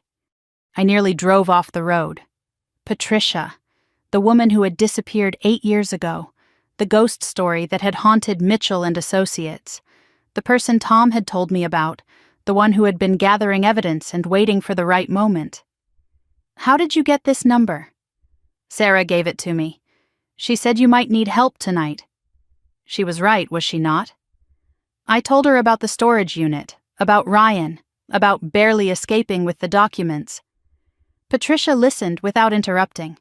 When I finished, her voice was calm, measured, like someone who had been through far worse. You did well. Most people freeze the first time they are hunted. You ran. That is good. That means you will survive. There was a pause. Then she spoke again. I have been watching the situation from a distance, staying hidden. But Sarah's call changed things. You are not just another woman being pushed out, Clara. You have the evidence I spent 8 years trying to gather. And you have something else I never had. What? Standing. You are his daughter. You have legal rights to challenge him. I was just an employee. He could dismiss anything I said as the complaints of a disgruntled worker. But you have blood. You have the will. You have standing that I never could. I have been waiting for someone like you, she continued. Someone with proof and standing. Someone who could finish what I started. I am done hiding, Clara. Tell me where you are. I will come to you. And then we will make a plan that your father never sees coming. We met at a truck stop 40 minutes outside the city. Anonymous, transient. The kind of place where no one remembered faces and no one asked questions. I arrived first, ordered coffee I did not intend to drink, and sat in a booth facing the door. Patricia walked in 20 minutes later. I recognized her from the old company photos I had found online during my research.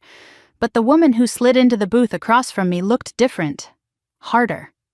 Like someone who had been sharpened by years of running and hiding and waiting for a justice that never came. Clara Mitchell. She studied my face with eyes that missed nothing. You look like your mother. You knew my mother? I knew her better than anyone at that company. She hired me, Clara. Did you know that? Not your father. Your mother. I was her project, her investment. She wanted to prove that the company could succeed with women in leadership positions. And when your father pushed me out, she was the only one who fought for me. Patricia's voice softened with something like grief. She called me the night before I left, warned me that your father was planning something, told me to take copies of everything I could carry. She saved my life, Clara. And I have spent 8 years trying to find a way to repay that debt. We talked until the sky began to lighten. Patricia had spent nearly a decade building a case against my father, collecting evidence from former employees, tracking financial irregularities, documenting the pattern of women being pushed out, silenced, or destroyed. She had everything except the one thing she needed most: an insider with legal standing. Together, we had everything. The plan began to take shape as we talked. I would start my own company, use my skills, my reputation, my relationships with clients who had always preferred working with me, build something successful and visible and impossible to ignore. Meanwhile, Patricia would help me compile the legal case, the original will, the forged signatures, the cover-ups, everything documented, organized, and ready. "We do not attack first," Patricia said. "We build, we grow, we become too successful to ignore and too visible to touch. And when your father makes his move, because he will make a move, we will be ready. We will destroy him with his own weapons." I drove back to the city as the sun rose over the horizon. I had not slept in over 30 hours. My feet were cut and bleeding from the run through the empty lot. My arms still stung where the fence had torn my jacket. But I felt more awake than I had in years. My phone buzzed as I approached my neighborhood. A text from Jake. "Meeting with lawyer still on?" "I will be there. Dad does not suspect anything." I replied with the time and address, then added, "Thank you for warning me about the storage unit. They almost got everything." His response came immediately. "Almost? I got there first." A pause. Then, "Good. Clara, be careful today. Something is happening at the office." Dad called an emergency board meeting for this afternoon. No agenda, no explanation. He is planning something big. I pulled into my apartment complex as the morning light spread across the sky. The exhaustion was catching up with me. I needed sleep. Just a few hours. Just enough to function. I was walking toward my building, keys in hand, when I stopped dead in my tracks. Someone was sitting on my doorstep. An elderly woman, wrapped in a wool coat despite the mild morning air. White hair pinned back from a face I had not seen in 11 years. A face I had been told wanted nothing to do with me. A face that had been absent from every birthday, every graduation, every moment of my adult life. My grandmother, Eleanor Mitchell, my father's mother. The woman he had told me had disowned me after my mother's funeral. She stood slowly, leaning on a cane, her eyes sharp and clear despite her 83 years. Clara. Her voice was thin but steady. "I know what my son has done. I know what he is planning. And I know about the will he destroyed." She reached into her coat and pulled out an envelope, yellowed with age. "Because I have the only other copy. Your mother gave it to me for safekeeping the week before she died. It is time you had it." I stood frozen in the morning light, staring at a ghost who had just handed me a weapon I did not know existed. My grandmother stood before me in the pale morning light, holding an envelope that had been hidden for 11 years. Eleanor Mitchell, 83 years old. The woman my father had told me wanted nothing to do with me since the day we buried my mother. "Before I let you in," I said, finding my voice through the shock, "I need to know something. Dad told me you disowned me after Mom's funeral. He said you blamed me for not being there when she died. He said you never wanted to see me again." Eleanor's face shifted. Something between pain and fury crossed her weathered features. Her grip on the cane tightened until her knuckles went white. "My son has told many lies over the years." Her voice was steady despite the emotion behind it. "That one may be the cruelest. I never disowned you, Clara. Never. He kept us apart. Intercepted my letters, blocked my calls, changed his phone number and told me you had changed yours. Every birthday card I sent came back unopened. Every Christmas gift was returned. He told me you wanted nothing to do with me, that you blamed me for introducing your mother to him in the first place." She paused, and I saw 11 years of grief pooling in her eyes. "We have both been his victims, Clara. Now, are you going to let me in? Or shall we continue letting him win?" I opened the door. Eleanor lowered herself onto my couch with the careful movements of someone whose body had started to betray her. But her eyes were sharp, clear, the eyes of a woman who had been waiting a very long time for this moment. Where should I begin? The will. I sat across from her, my heart pounding. "How do you have a copy of my mother's will?" Eleanor explained. She had known my mother before Margaret married Robert Mitchell. They had been friends, real friends, the kind who shared secrets and kept them through decades. Eleanor had introduced them, in fact, a decision she had regretted for 30 years. Margaret knew what my son was. She loved him anyway at first. Love is blind, as they say. But blindness fades eventually. And when it cleared for your mother, she saw the truth about the man she had married. What truth? That Robert married her for her family's connections. Her father owned 6 commercial properties in downtown. When he died, those properties became Margaret's inheritance. And when Margaret married my son, Robert convinced her to fold them into Mitchell and Associates. That was the foundation of his empire, Clara. Not his business genius, not his legendary work ethic, your mother's inheritance. I felt the ground shift beneath me. Everything I thought I knew about my father's success was built on a lie. He had not created Mitchell and Associates from nothing. He had married into it, had taken my mother's legacy and called it his own. Your mother was not a foolish woman, Eleanor continued. She never fully trusted Robert. So when she updated her will before she died, she made 2 copies. One she gave to the family attorney, knowing Robert would find a way to influence him eventually. The other she gave to me. She made me promise to keep it safe, to give it to you when you were ready, when you needed it. I have been watching from a distance all these years, waiting for that moment. And then 3 days ago, I received a phone call. From who? From a woman named Linda. She said she worked in your father's accounting department. She told me what happened to you, what Robert had done, and she told me it was time. Eleanor reached out and took my hand. Her skin was paper thin, but her grip was strong. Linda did not just leave that payroll report by accident, Clara. She has been waiting too, watching. We all have been. Your mother built a network of people who loved her, people who promised to protect you if Robert ever broke his word. And now, finally, we can.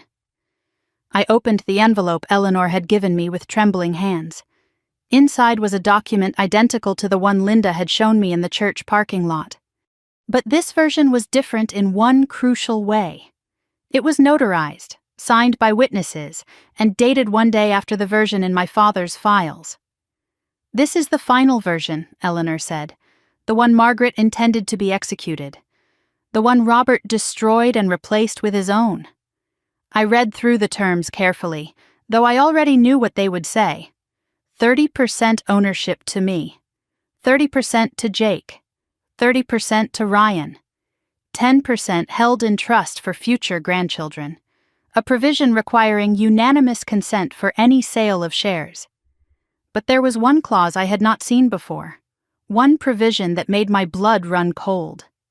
In the event that Robert Mitchell attempts to alter or invalidate this will, or in the event of his proven infidelity, his share of all jointly held properties shall revert to the children equally, and he shall be removed as executor. I looked up from the document, met my grandmother's eyes. Proven infidelity? Eleanor's expression darkened. Your mother discovered something 2 months before she died. Your father had been having an affair, for years, with his business partner's wife, a woman named Veronica Shaw. The name meant nothing to me, but the implications made my stomach turn. Margaret was going to file for divorce. That is why she updated the will. That is why she added the infidelity clause. She wanted to make sure Robert could not touch her inheritance when she left him. The room went silent. I felt the words settling over me like a physical weight, like stones being placed on my chest one by one. Are you saying he had something to do with her death? I am saying your mother died of a sudden heart attack alone in that house, while your father was conveniently at a business dinner with 17 witnesses. Eleanor's voice was steady but cold. I am saying the autopsy was performed by a doctor who owed your father money. I am saying there were questions that were never asked. And I am saying that after 11 years of silence, I am done protecting my son from the consequences of what he may have done. 3 hours later, I sat in the office of Margaret Chen, one of the most respected estate attorneys in the state. Sarah had made the introduction. Margaret had cleared her entire afternoon. Jake was already there when I arrived. He looked worse than the night before, dark circles under his eyes, hands that would not stop trembling. But he was there. He had shown up. That counted for something. Jake told Margaret everything. The salary disparities he had known about and ignored. The forged signatures he had witnessed. The will he had watched his father destroy 3 days after our mother's funeral. His voice shook, but he did not stop, did not hold back, did not try to minimize his own complicity. When he finished, Margaret was silent for a long moment. Her pen had stopped moving halfway through his testimony. "Mr. Mitchell, do you understand what you are doing? You are not just testifying against your father, you are potentially exposing yourself to civil liability. You participated in these activities for years. Even if you claim you were coerced, that is a difficult defense." Jake nodded. His face was pale but resolved. "I know. I do not care anymore. Whatever happens to me, I deserve it. Clara does not. She never did." Margaret laid out the options with the clinical precision of someone who had navigated family wars before. We could file a civil suit to contest the original will execution. We could report the forgeries to the state licensing board. We could go to the police with our suspicions about my mother's death, or we could do something else. "Your father's company is his identity," Margaret said. "His reputation is his armor. The most effective way to defeat someone like him is not through the courts. Not directly, it is through the market. Build something that proves him wrong. Succeed so publicly that he cannot ignore you. And then, when he attacks, because he will attack, use everything you have to destroy his credibility completely. You are suggesting we wait? I am suggesting we prepare. There is a difference. Patience is not passivity. It is strategy." Jake's phone buzzed as we left Margaret's office. He looked at the screen and went pale. The board meeting. It just ended. What happened? He showed me his phone. A company-wide email from Robert Mitchell. I read it with growing disbelief. Mitchell and Associates was restructuring, effective immediately. In the interest of professional development and family succession planning, Ryan Mitchell was being promoted to Chief Operating Officer. Jake Mitchell was being moved to a senior advisory role with reduced responsibilities, and Clara Mitchell's name had been officially removed from all company records, like I had never existed. Like 6 years of my life had been erased with a single keystroke.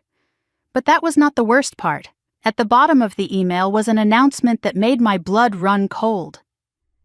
Mitchell and Associates is proud to announce the acquisition of Walker Property Group, expanding our portfolio to include mid-market commercial properties throughout the region. Mid-market properties. The exact niche Tom and Sarah had identified for my new company, the exact space I was planning to enter with Mitchell Property Solutions. My father was not just trying to destroy me, he was trying to occupy every inch of ground I might escape to. He was burning the lifeboats before I could reach them. Jake looked at me with something like fear in his eyes. He knows. Somehow he knows what you are planning. Someone told him. I thought about everyone who knew my plans. Tom, Sarah, Patricia, Eleanor, Jake, the lawyer, Linda. Someone in that circle was not who they seemed. I drove home in silence, Jake following in his own car at my request. My mind raced through possibilities. Who had access to my plans? Who knew enough to tell my father exactly how to counter me? Tom had brought me into this. He had called me before I even knew something was wrong. Could he be playing both sides? Sarah had appeared at exactly the right moment, with exactly the right resources. Too perfect, too convenient. Patricia had been hiding for 8 years. She had every reason to be bitter. Every reason to make a deal with the enemy if it meant finally coming out of the shadows. Even Jake, showing up at my door with flowers and tears. What if it was all an elaborate performance? My phone buzzed. A text from a number I did not recognize. Different from the threatening messages before. Different from Linda's number, different from anyone in my contacts. Check your email, now. I pulled over to the side of the road, opened my inbox, and found a message that had been sent to my old work email, the one I no longer had access to since being erased from the company. It had been forwarded by someone inside Mitchell and Associates, someone who wanted me to see it. The email was from Ryan to my father, sent 2 hours before the board meeting. Dad, confirmed. The source is solid. She is planning to start a mid-market property management company. She has financial backing from Sarah Chen and evidence-gathering help from Patricia Holloway. She has also been meeting with Jake. He told her about the storage unit and warned her we were coming. He has turned. Recommend we accelerate the Walker acquisition and begin discrediting campaign immediately. Also recommend we deal with the Jake situation before he does more damage. One more thing. Eleanor is in town. She visited Clara this morning. We need to discuss how to handle Mother. She is becoming a liability. Handle Mother. Like my grandmother was a problem to be solved. Like an 83-year-old woman was an obstacle to be removed. I stared at the email, my brother's words burning into my retinas. Ryan knew everything, every plan, every ally, every move I had made. And then I saw the final line, the one that made my stomach drop. Source will continue providing updates. Payment transferred as agreed. Someone I trusted was being paid to betray me. Someone in my circle was feeding my father information in exchange for money. And I had no idea who it was. I sat in my car on the side of that empty road, watching the sun set, holding proof that my family's reach extended further than I had ever imagined. One of my allies was a traitor. And until I figured out who, every plan I made would be delivered straight to my enemy. The game had just gotten far more dangerous, and I was running out of people I could trust. I did not sleep that night. Instead, I sat at my kitchen table with a legal pad and wrote down every name, every person who knew my plans, every potential source of the leak that had delivered my strategy directly into my father's hands. Tom Reeves, the headhunter who had started everything, who had called me 3 days before I even knew something was wrong, who had connections I could not verify and motives I could not fully understand. Sarah Chen, the mentor who had appeared at exactly the right moment with exactly the right resources. Too perfect, too convenient, too good to be true.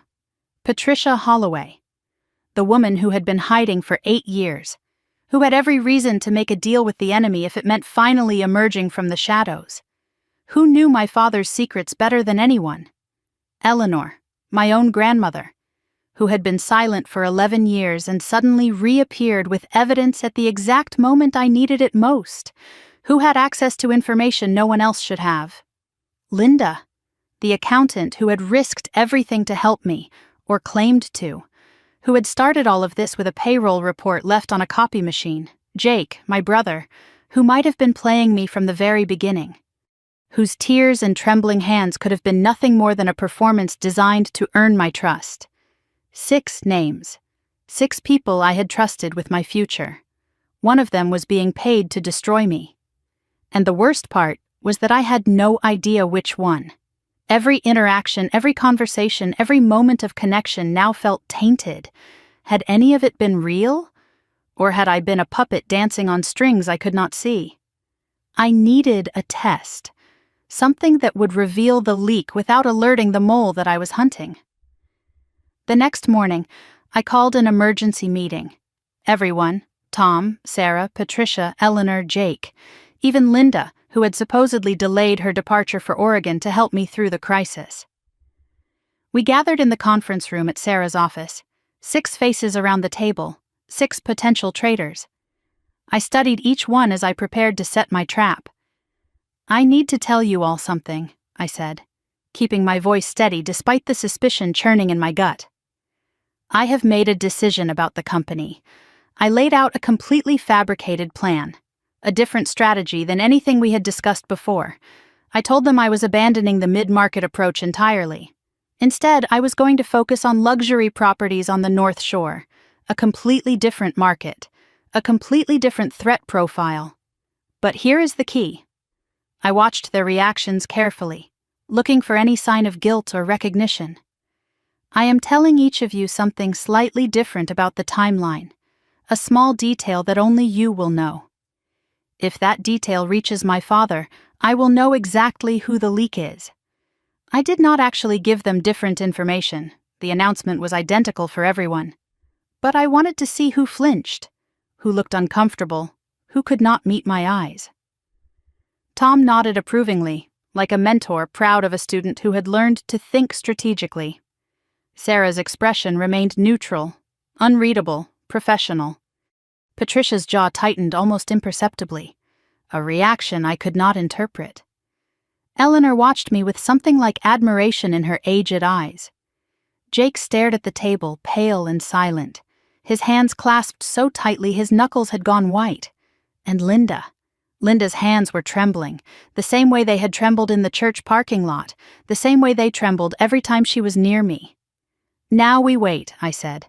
48 hours. If my father adjusts his strategy to counter the North Shore move, we will know he has someone in this room. The answer came faster than I expected. Not from my father's actions. From a phone call at 2 a.m, 26 hours after the meeting. Linda. Crying so hard I could barely understand her words. "Clara, I need to see you, please. I have to tell you something before it is too late." We met at a diner this time. Bright lights, public space, witnesses everywhere. Linda looked like she had aged 10 years since our first meeting in the church parking lot. Dark circles under her eyes, hair uncombed, hands shaking so badly she could not hold her coffee cup. "It is me," she whispered across the table. "I am the one. I have been feeding information to Ryan." I felt the words like a physical blow. Linda. The woman who had started all of this. The woman who had given me the evidence. The woman who had claimed to be honoring my mother's memory with every risk she took. Why? The question hung between us. Simple, devastating, demanding an answer that could justify the unjustifiable. Linda's story came out in fragments, broken sentences, tears that would not stop. Her daughter, 17 years old, brilliant, accepted to a prestigious university on the East Coast, the kind of school that could change a life, the kind of tuition that was beyond anything a senior accountant could afford. Ryan discovered this, found the acceptance letter somehow, and he offered Linda a deal. Information in exchange for her daughter's future. I thought I could control it. Linda's voice cracked with each word. I thought I could give them just enough to seem useful while still helping you. I did not know they would use it to destroy everything. I did not know they would go this far. You gave them my plans, my timeline, my allies. Every move I made was delivered straight to my enemy. I gave them pieces, never everything. I was trying to protect you while protecting my daughter. I know how insane that sounds. I know there is no excuse. I know what I did was unforgivable. She reached into her purse and pulled out an envelope. Inside was a check. $50,000, made out to cash. The price of my betrayal, sitting on a diner table between 2 cups of cold coffee. This is what they paid me. I have not spent any of it. I was going to give it back. I was going to tell you everything and beg for your forgiveness. She paused, wiped her eyes, and then said the words that changed everything. But then I found something else. Something I only discovered 2 days ago. Something that scared me so badly I could not wait any longer. She slid a piece of paper across the table. A document printed on official letterhead. A life insurance policy. On me, taken out by my father 3 weeks ago, for $2 million. I stared at the document. My name, my date of birth, my father's signature as the policyholder. $2 million payable upon my death. Clara, I do not think they just want to ruin you anymore. Linda's voice was barely audible. I think they want you gone. Permanently. I sat in that brightly lit diner, surrounded by strangers eating pancakes and drinking coffee like it was any other night, and felt the last pieces of my illusions crumble away. My father was not just trying to destroy my career. He was not just trying to take back the evidence I had gathered. He was preparing for something unthinkable. "What are you going to do?" Linda asked, her eyes red and swollen. To me? I looked at the woman across from me, the woman who had betrayed me, the woman who had done it for her daughter, the woman who had just handed me evidence that might save my life. My mother, I said slowly, once told me that people are rarely all good or all bad. She said the measure of a person is not whether they make mistakes. It is what they do when they realize they have made them. Linda stared at me, waiting for the verdict, waiting for the punishment she knew she deserved. You are going to help me. Not as a double agent, not feeding information to both sides. You are going to come clean to everyone. Tomorrow. You are going to tell them exactly what you told me. And then you are going to help me use what you know against them. They will destroy me. They will take back the money. My daughter's future will be gone. I will help your daughter. Sarah's foundation has scholarship programs. We will find a way. I leaned forward, holding her gaze. But you have to choose, Linda. Right now. Whose side are you really on? Finally. Completely. Linda wiped her tears.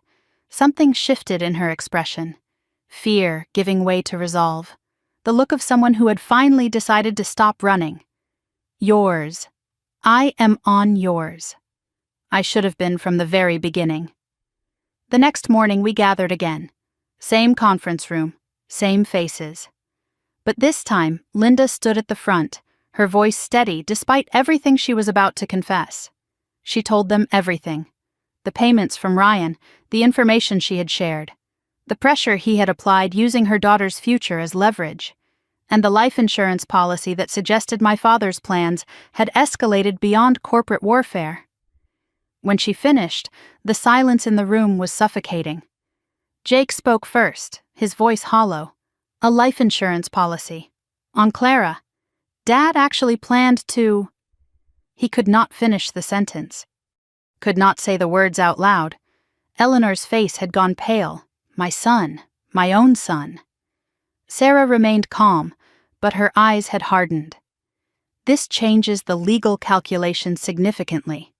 If we can prove intent, if we can show a pattern of behavior leading to potential harm, we are no longer talking about estate disputes. We are talking about criminal conspiracy. Patricia stood slowly. Her face was cold, the face of someone who had spent 8 years waiting for this moment. I have a contact at the FBI, someone who investigated white-collar crime before moving to the Violent Crimes Division. If Robert Mitchell is planning what this evidence suggests, she needs to know. Tonight. The group reformed around a new strategy. Building my company was still the goal, but protection had to come first. Sarah arranged for private security, a 2-person team that would shadow me until this was resolved. Patricia made her call to the FBI. Eleanor, despite her age, insisted on returning to her son's house. I will watch him, she said. He will not suspect his own mother, and if he is planning something, I will know before he can act. Tom coordinated with Margaret Chen, the lawyer. We needed to accelerate the legal timeline. Get the original will into probate court, force my father to respond to legal challenges so aggressive he would not have time to execute any darker plans. And me, I would launch Mitchell Property Solutions anyway, in public, loudly, visibly. Because Sarah was right. The most protected position was the most visible one. 1 week later, I stood outside a small office building on Madison Avenue. Not the fanciest address in the city, not the biggest space, but mine. Every square foot was mine. Mitchell Property Solutions was officially open for business. The press release went out that morning. Trade publications, industry newsletters, local business journals. Clara Mitchell, former operations director of Mitchell and Associates, launching her own commercial property management firm focused on the underserved mid-market sector. The phone started ringing almost immediately. Former clients who had always preferred working with me. Industry contacts who respected my work. 3 new prospects I had never met, all referred by Sarah's network of women who helped other women succeed. By noon, I had my first signed contract. A small office complex in the suburbs. Nothing compared to the accounts I had managed at my father's company. But it was mine, built by me, on my terms. I was celebrating with Tom and Sarah when my phone rang, a number I knew too well, a number I had not expected to see. Dad. I almost did not answer, but something made me pick up. Some need to hear what he would say now that everything had changed. Congratulations on your little venture. His voice was ice, cold and sharp and completely devoid of the warmth he had once pretended to have. I saw the press release. Very impressive, very brave. Thank you. Is that all? No, I am calling to give you one last chance, Clara. Come home. Accept a position at the company. A real position. We can put all of this unpleasantness behind us.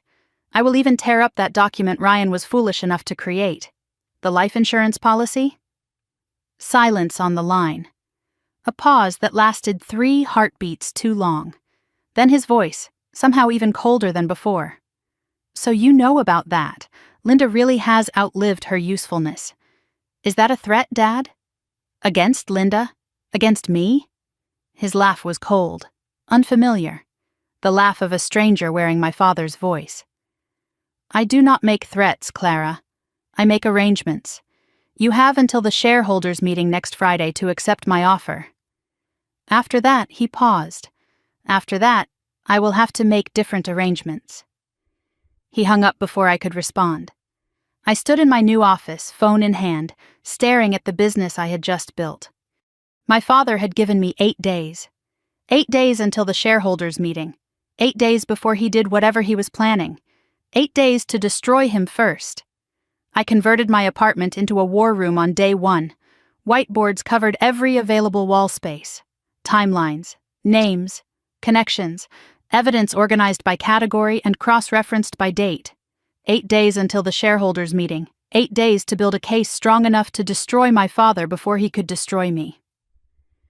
The team rotated through in shifts, working around the clock. Tom handled business development for Mitchell Property Solutions, bringing in new clients to make my company too visible to quietly eliminate. Patricia coordinated with her FBI contact, building the criminal case piece by piece. Sarah managed the legal strategy with Margaret Chen, preparing motions and filings that would force my father to respond on multiple fronts simultaneously. Jake fed information from inside Mitchell and Associates, reporting on every meeting, every conversation, every decision my father made. And Eleanor, brave 83-year-old Eleanor, had moved back into her son's house to watch his movements and listen for any sign of what he was planning. I kept the life insurance policy pinned above my desk. $2 million. That was what my life was worth to my father. Not as a daughter, not as family, as a payout. Every time I felt tired, every time the weight of what we were doing pressed down on me and made me want to give up, I looked at that document. It reminded me what I was fighting for. Not money, not the company, not even justice. Survival. Day 1 was about preparation, organizing the evidence we had gathered, making copies of everything critical, ensuring that every document was backed up in 3 different locations that my father could never access. If something happened to me, the truth would still come out. That was the promise I made to myself. That was the insurance policy that actually mattered. Day 2 brought Patricia's FBI contact to a secure location outside the city. Agent Diane Torres was a 15-year veteran of the Bureau, specializing in financial crimes that turned violent. She had seen cases like this before. Powerful men who believed they were above consequences, men who escalated from fraud to threats to actions no one wanted to name. The life insurance policy alone is not enough, Torres explained as she reviewed the documents we had compiled. It is suggestive, but not conclusive. Plenty of people take out policies on family members for legitimate estate planning reasons. We need more. Pattern of behavior, statements of intent, witnesses who can testify to his state of mind. What about Patricia Holloway? I gestured toward Patricia, who sat silently in the corner.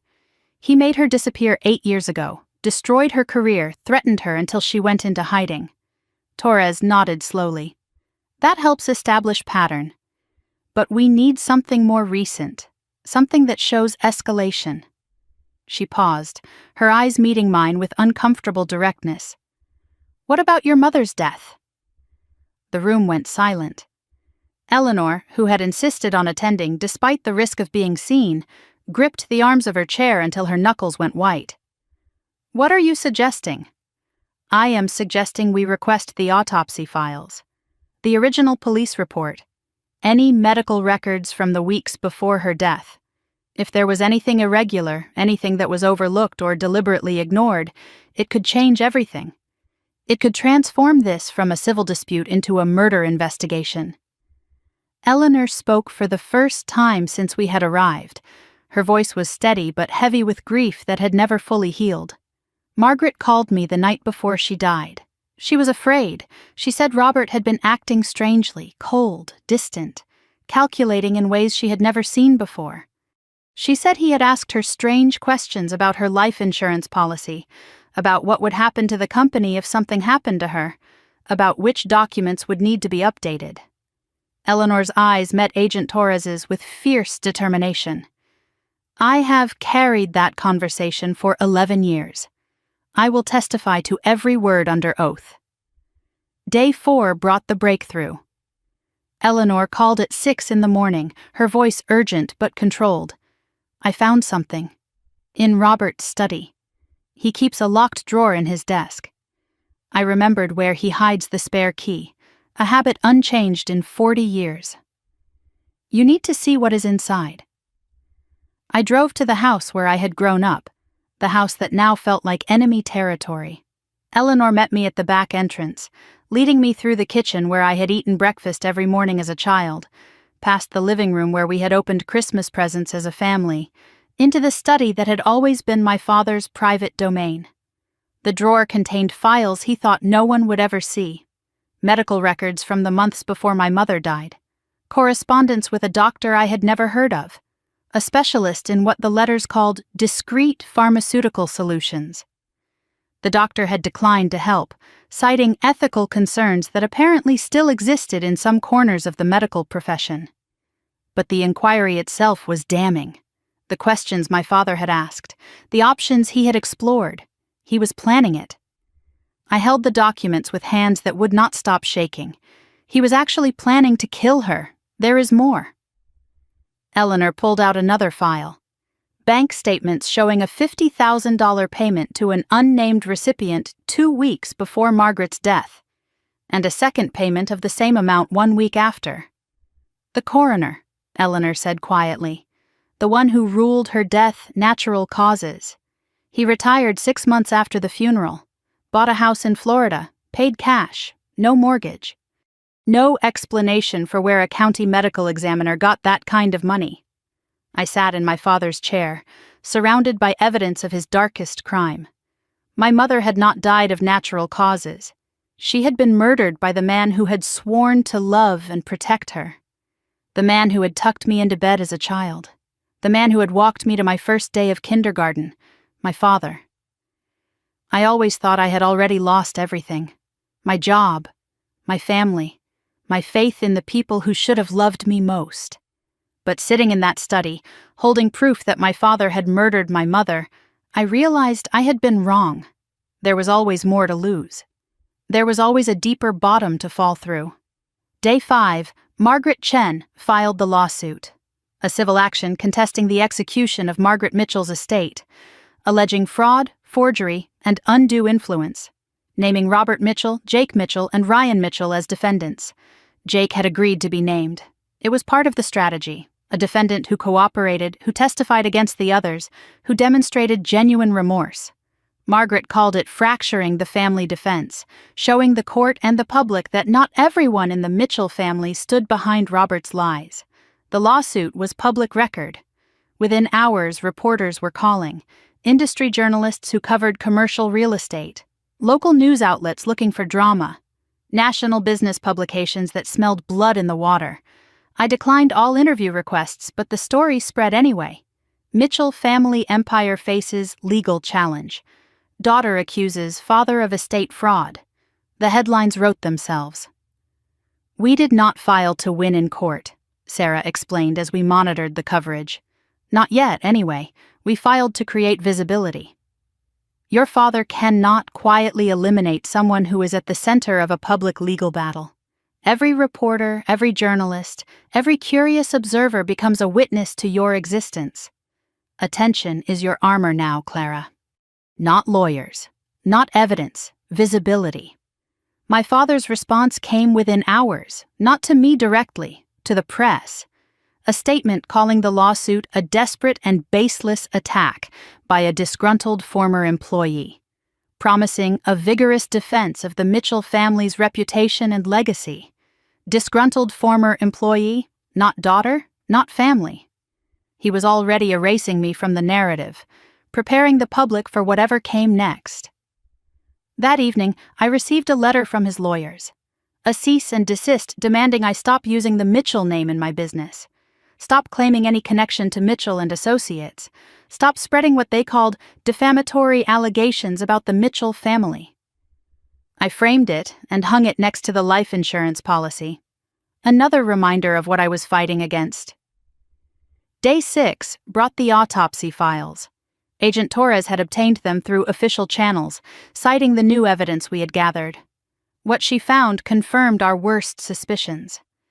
The original coroner had noted slight irregularities in my mother's blood work, markers that could have indicated the presence of certain medications. But he had attributed them to her existing heart condition and recommended no further investigation. Case closed, body cremated, evidence destroyed. With what we have now, Torres said, I can request an exhumation order. If there are any remains, any tissue samples that were preserved, a modern forensic analysis might find what the original autopsy missed. How long will that take? Weeks, maybe months. The legal process for exhumation is complicated, especially when the family is likely to contest it. Certainly longer than 8 days. I understood what she was telling me. The criminal case would take time we did not have. The shareholders' meeting was in 2 days. Whatever happened there would determine whether I survived long enough for justice to take its course. Day 7 we gathered for what felt like a council of war. Everyone around the table, every ally I had left, every person I had chosen to trust, despite the risks. We had 2 options. Wait for the criminal investigation to build. Stay protected, stay visible, let the legal process work at its own pace while we grew Mitchell Property Solutions into something too successful to ignore, or strike first. Go to the shareholders' meeting, confront my father publicly with everything we had gathered, force his hand before he could make his move. Patricia spoke first. If we wait, he controls the timeline. He will find a way around the visibility, around the legal protection. Men like him always do. They have money and connections and no conscience. They find ways. Eleanor nodded, her aged face set with determination. My son is most dangerous when he feels cornered, but he is also most likely to make mistakes. If we confront him publicly, in front of the shareholders and board members, he will not be able to control his reaction. He will reveal himself. Sarah looked at me with steady eyes. This is your call, Clara. Your life, your risk.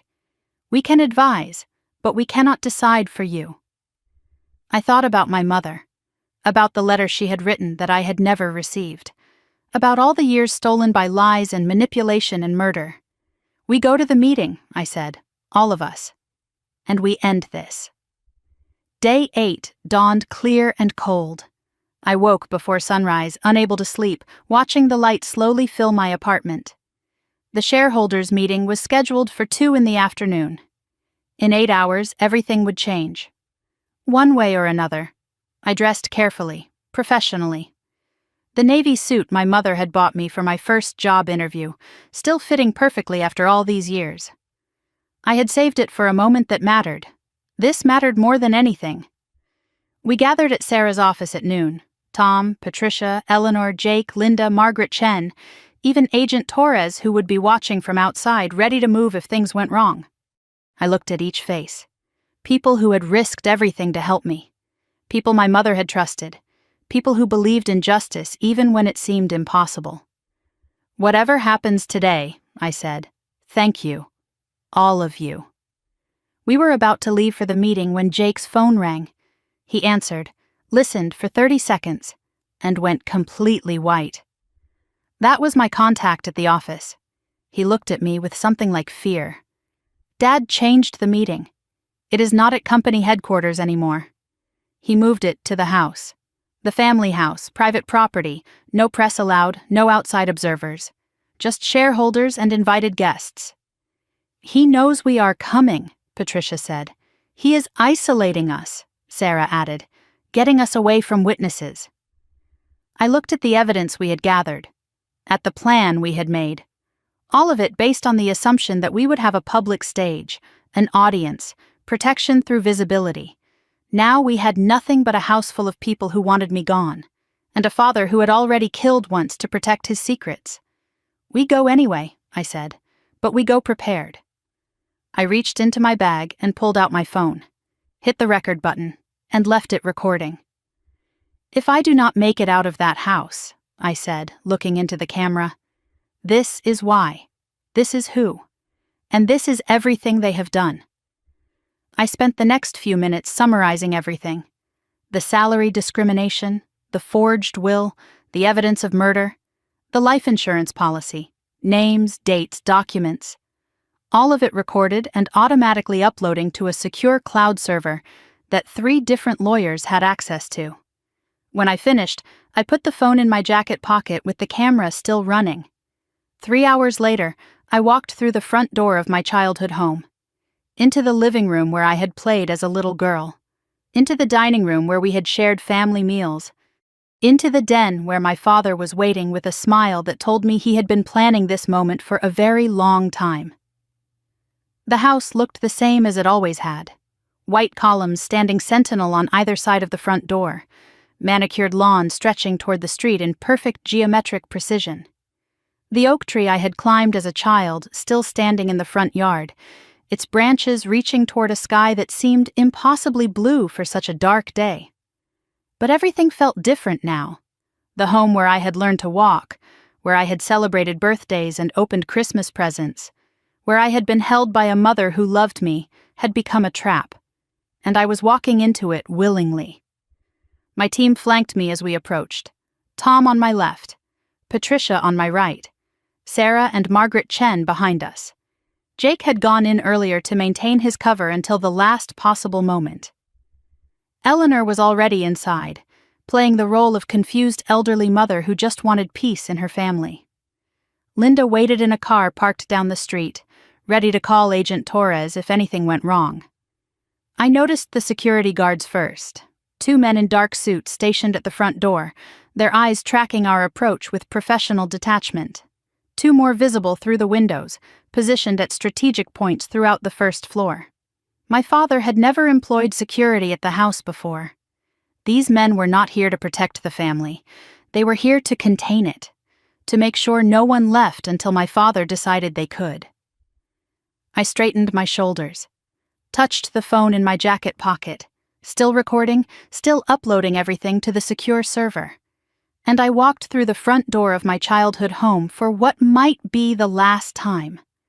The shareholders' meeting had been set up in the formal dining room. The long mahogany table that had hosted Thanksgiving dinners and Christmas Eve celebrations, now surrounded by shareholders, lawyers, and family members who looked at me like I was a stranger who had wandered in from the street. My father sat at the head of the table. Robert Mitchell, 71 years old. Silver hair perfectly combed, blue eyes cold as winter ice. He smiled when I entered, and the warmth of that smile made my skin crawl. It was the smile of a predator who had cornered his prey and wanted to savor the moment before the kill. "Clara, how nice of you to join us. I was not sure you would come. I would not miss this for the world, Dad." Ryan sat to our father's right, his posture radiating smug confidence. The enforcer who had sent threatening texts and hunted me through storage facilities. He did not even pretend to be civil, his lip curling slightly as his eyes met mine. Jake sat to our father's left, pale and nervous, playing his role perfectly. The conflicted son who had not yet revealed his betrayal. Eleanor sat at the far end of the table, watching everything with sharp eyes hidden behind a mask of elderly confusion. And around them sat the shareholders, 6 people who owned small percentages of Mitchell and Associates, people who had invested in the company years ago and trusted my father to manage their money responsibly, people who had no idea what this family had become. I scanned the faces around the table and noticed something strange. One chair was empty. Gerald Hoffman, who had owned 8% of the company since before I was born, was not present. No one had mentioned his absence. No one seemed concerned. In a room full of traps, every missing piece mattered. My father called the meeting to order with the practiced ease of someone who had run 1,000 such gatherings. Standard business first. Quarterly financial reports showing steady growth, projections for the coming year. The successful acquisition of Walker Property Group.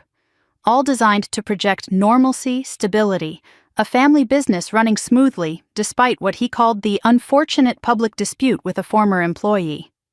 I waited. Let him have his performance. Let him believe he was in control. My moment was coming.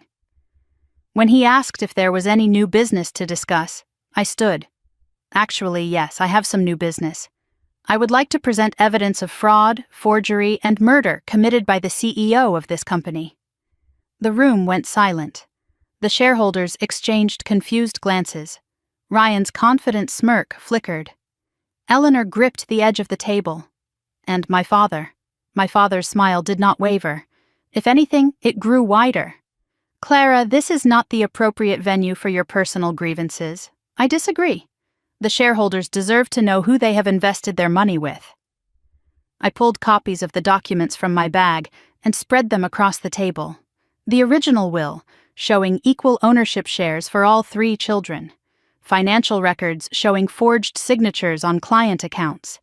Internal correspondence about cover-ups and settlements. The medical records showing my father's inquiries about untraceable medications.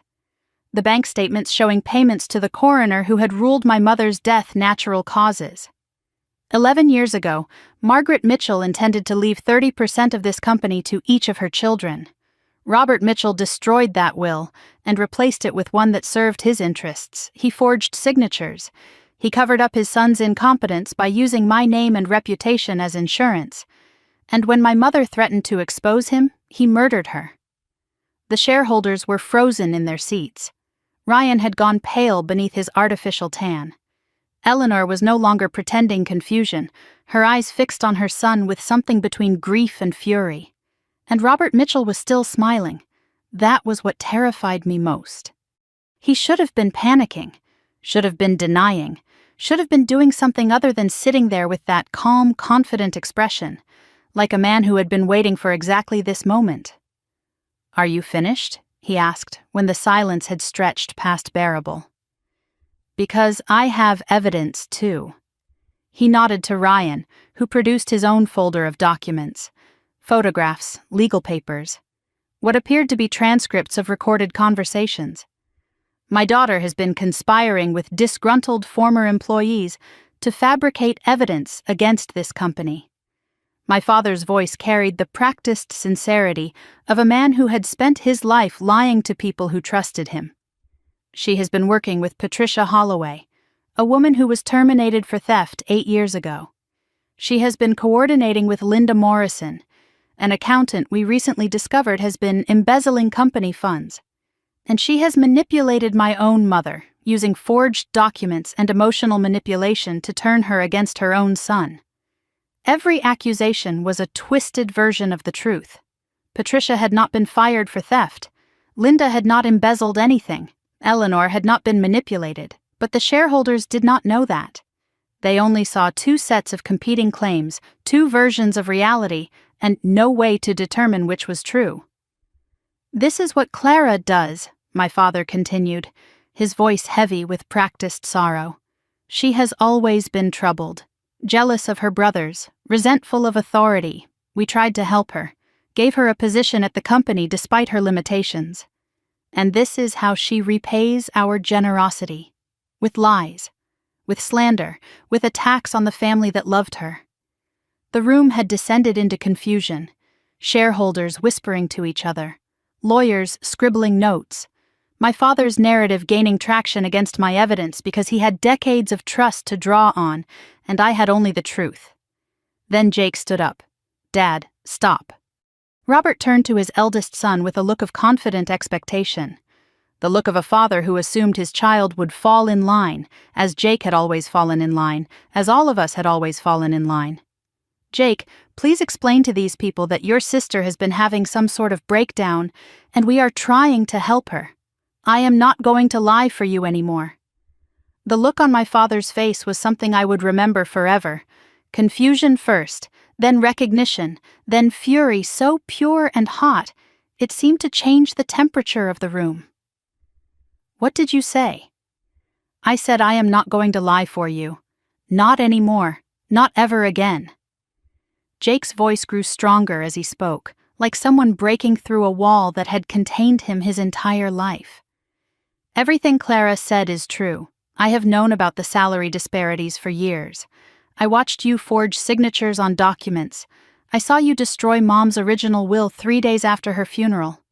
I was too afraid to say anything then, too afraid of losing your approval, too afraid of what you might do to me if I stepped out of line. But I am not afraid anymore. I will testify to everything I have witnessed, under oath, in any court that will hear me." Before my father could respond, Eleanor rose from her chair, slowly, leaning on her cane. But her voice, when it came, was stronger than I had ever heard it. "I have been silent for too long. Afraid of my own son. Afraid of what he had become. Afraid that speaking the truth would destroy what was left of this family." She looked around the table at the shareholders, at the lawyers, at the children and grandchildren who had gathered in this room. "But there is no family left to destroy. Robert has seen to that. He murdered my daughter-in-law. He stole from his own children. He has threatened and intimidated anyone who tried to expose him. And I will spend whatever years I have left making sure he faces justice." My father looked from Jake to Eleanor to me. His family. His blood. All aligned against him.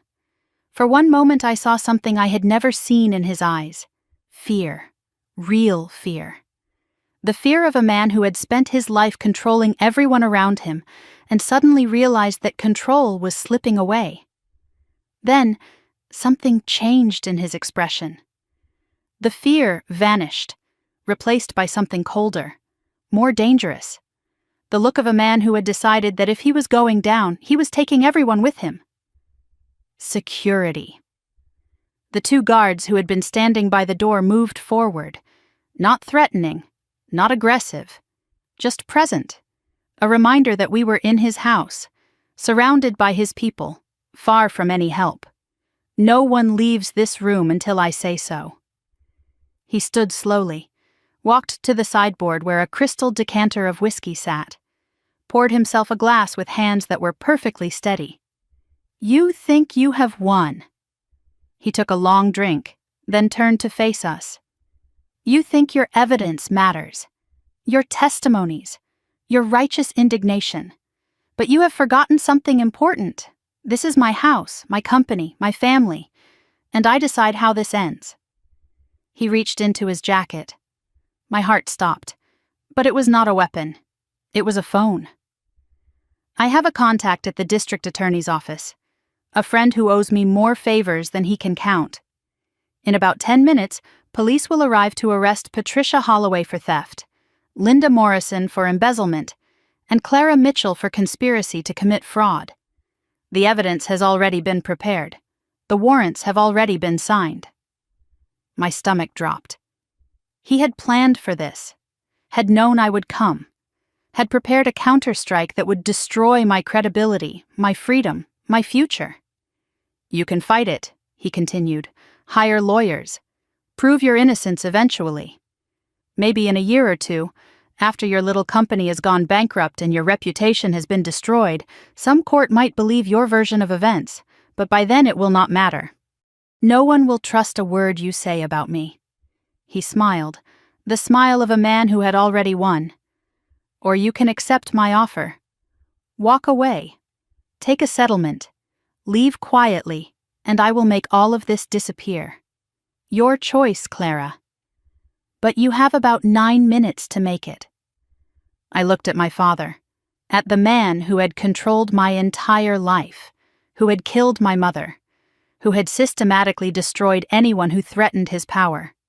And I smiled back. "You are right, Dad. You have thought of everything. Except one thing." I pulled out my phone, hit stop on the recording that had been running since before I walked through the front door, and held it up for everyone in the room to see. "This has been recording since I arrived. Every word you have said, every threat you have made, every admission. And it has been uploading in real time to a secure server that 3 different lawyers have access to." My father's face went gray. "If I am arrested, that recording goes public. If Patricia is arrested, it goes public. If anything happens to anyone in this room, it goes public." "And Dad, I sent a copy to Agent Diane Torres of the FBI about 20 minutes ago. She has been listening live this entire time." The front door burst open. Agent Torres, followed by 6 federal agents in tactical vests, swept into the dining room with practiced efficiency. "Robert Mitchell," Torres announced, "you are under arrest for conspiracy to commit murder, fraud, and obstruction of justice.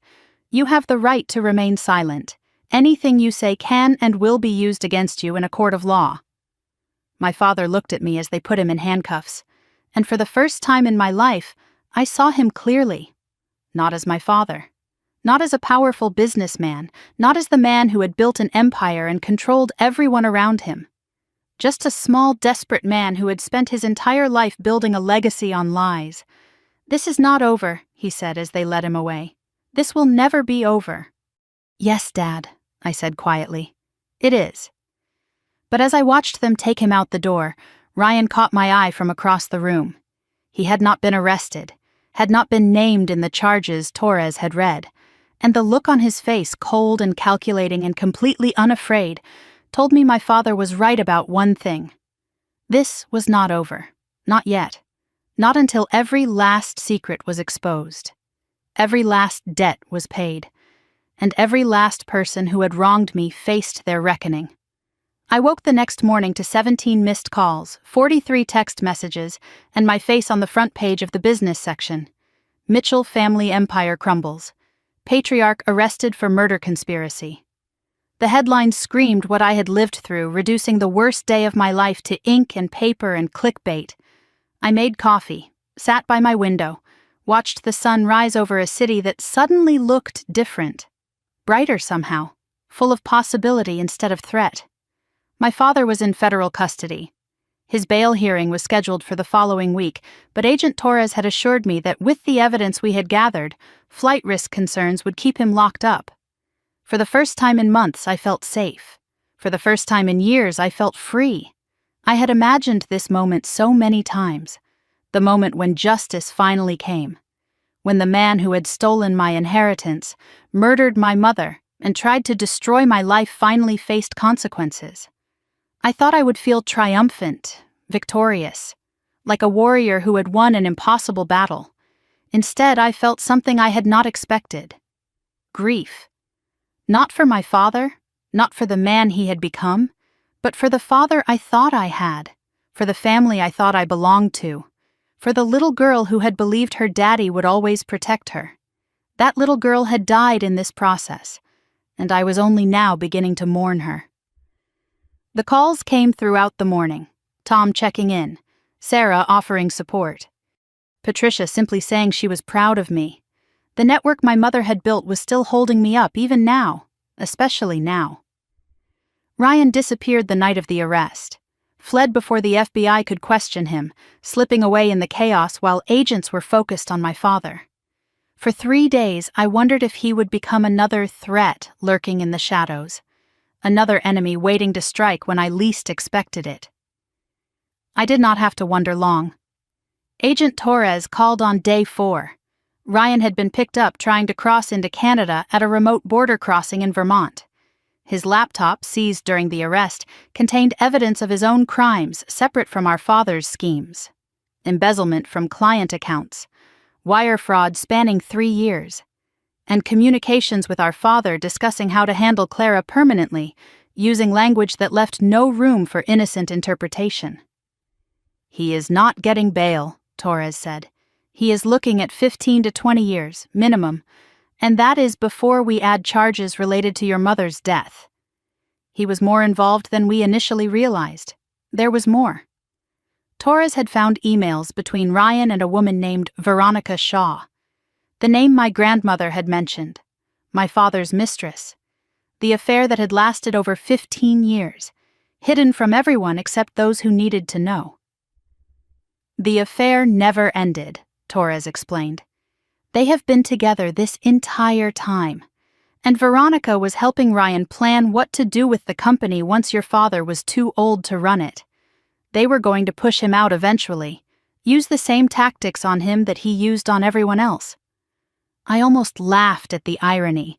My father, the master manipulator, had been played by his own son and his longtime mistress. The empire he had killed to protect was going to be stolen from him anyway. All that destruction, all that pain, for nothing. "Karma," Patricia said when I told her. "It is slow sometimes, but it is thorough."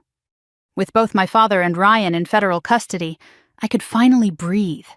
The threats were neutralized, the danger had passed, and the evidence gathering that Patricia had spent 8 years compiling, that Linda had risked everything to provide, that Eleanor had finally revealed after a decade of silence, it had all mattered. Every document, every recording, every act of courage had added up to this moment. Justice had come, late, imperfect, but real. 6 weeks later, the original will was finally admitted to probate court. Margaret Chen presented Eleanor's notarized copy, verified by handwriting experts, and dated after the fraudulent version my father had executed. The judge's ruling came down on a Tuesday afternoon. The original will was valid. Clara Mitchell was entitled to 30% ownership of Mitchell and Associates, plus back compensation for years of deliberate underpayment. The estate would be recalculated, restitution would be made. When Margaret Chen showed me the final numbers, I had to read them 3 times before the figures made sense. Between the ownership stake, the back pay, the damages for fraud, and the settlement from the company's liability insurance, I was entitled to just over $4.7 million. $4.7 million. For 6 years I had earned $42,000 while my brothers collected twice that. For 6 years I had been told I was temporary, disposable, worth less than the men who did half my work. Now the scales were finally balanced, but I did not want Mitchell and Associates. The company was tainted, built on my mother's stolen inheritance, and maintained through fraud and manipulation and murder. I sold my shares to an outside investor, a woman Sarah introduced me to who specialized in turning around troubled companies and implementing ethical business practices. The money went into Mitchell Property Solutions, into hiring the best people I could find, into building something clean and honest. Something that bore my family name, but represented everything my father was not. "Your mother would be proud," Eleanor told me at the closing. "This is exactly what she wanted for you. Not revenge, not destruction. Creation. Building something beautiful from the ashes of something broken." The hardest relationship to navigate in the aftermath was Jake. My brother had testified against our father, had risked everything to stand with me when it mattered most. But he had also spent 11 years participating in my erasure, watching me be underpaid and undervalued, saying nothing while I was used as insurance against his own incompetence. We met for coffee 3 months after the arrest. Neutral ground. No expectations. Just 2 siblings trying to figure out if there was anything left to salvage. "I do not know how to do this," Jake admitted, staring into his cup like it held answers he could not find. "Be a real brother. Be someone you can trust." I never learned how. Dad never taught us to be anything except what he needed us to be. "Neither did I said. "Maybe we learn together. It would not be easy. Trust, once broken so completely, rebuilds slowly if it rebuilds at all." But Jake was trying. He had given up his share of the company settlement, donating every dollar to a foundation supporting victims of workplace discrimination. He had started therapy, working through decades of conditioning that had taught him to value approval over integrity. He had begun building a life that was actually his, not the one our father had designed for him. "I spent 32 years being who Dad wanted me to be," he told me during one of our coffee meetings. "I have no idea who I actually am. But I am going to find out." Eleanor became a regular presence in my life after everything settled. Sunday dinners at her apartment, phone calls that lasted for hours, stories about my mother that I had never heard, memories she had kept safe for 11 years waiting for the chance to share them.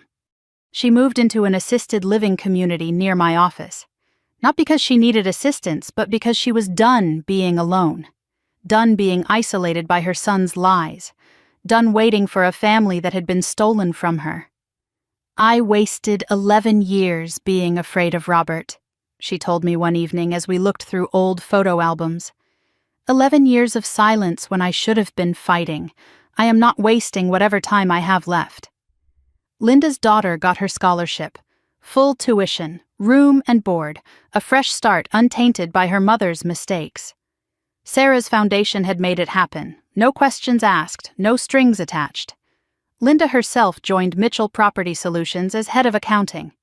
She had earned the position, not through betrayal, but through redemption, through choosing the right side when it would have been so much easier to stay silent. "Second chances," I told her on her first day. That is what we do here. 3 years after walking out of my father's office, Mitchell Property Solutions managed over $800 million in commercial real estate assets. 23 employees, every one of them compensated based on performance rather than politics. Client satisfaction scores consistently in the 99th percentile. 3 consecutive years of growth that had made us the firm to watch in the mid-market sector. The industry awards kept coming. Emerging leader, fastest growing firm, best workplace culture. Each plaque and trophy was a small revenge, a public declaration that the woman her father had called temporary was anything but. I kept a copy of that first payroll report in my desk drawer, the one Linda had left on the copy machine all those years ago. $42,000.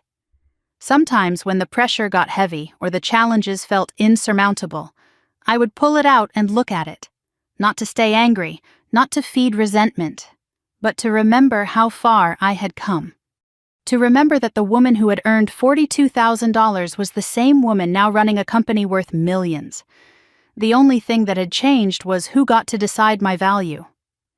My father's trial concluded 18 months after his arrest. Guilty on all counts: conspiracy to commit murder, fraud, obstruction of justice. The judge sentenced him to 25 years to life. He would die in prison. The empire he had built on lies and blood would pass to history, remembered only as a cautionary tale about the price of unchecked ambition. I did not attend the sentencing, did not need to see him one last time, did not need closure from a man who had never given me anything except pain. The closure I needed, I had built myself. Sometimes the best revenge is not getting even. Sometimes it is getting ahead and staying there. I stood at my office window on the 3-year anniversary of Mitchell Property Solutions, watching the city lights flicker to life as the sun set. 31 years old, CEO of my own company, survivor of a family that had tried to erase me.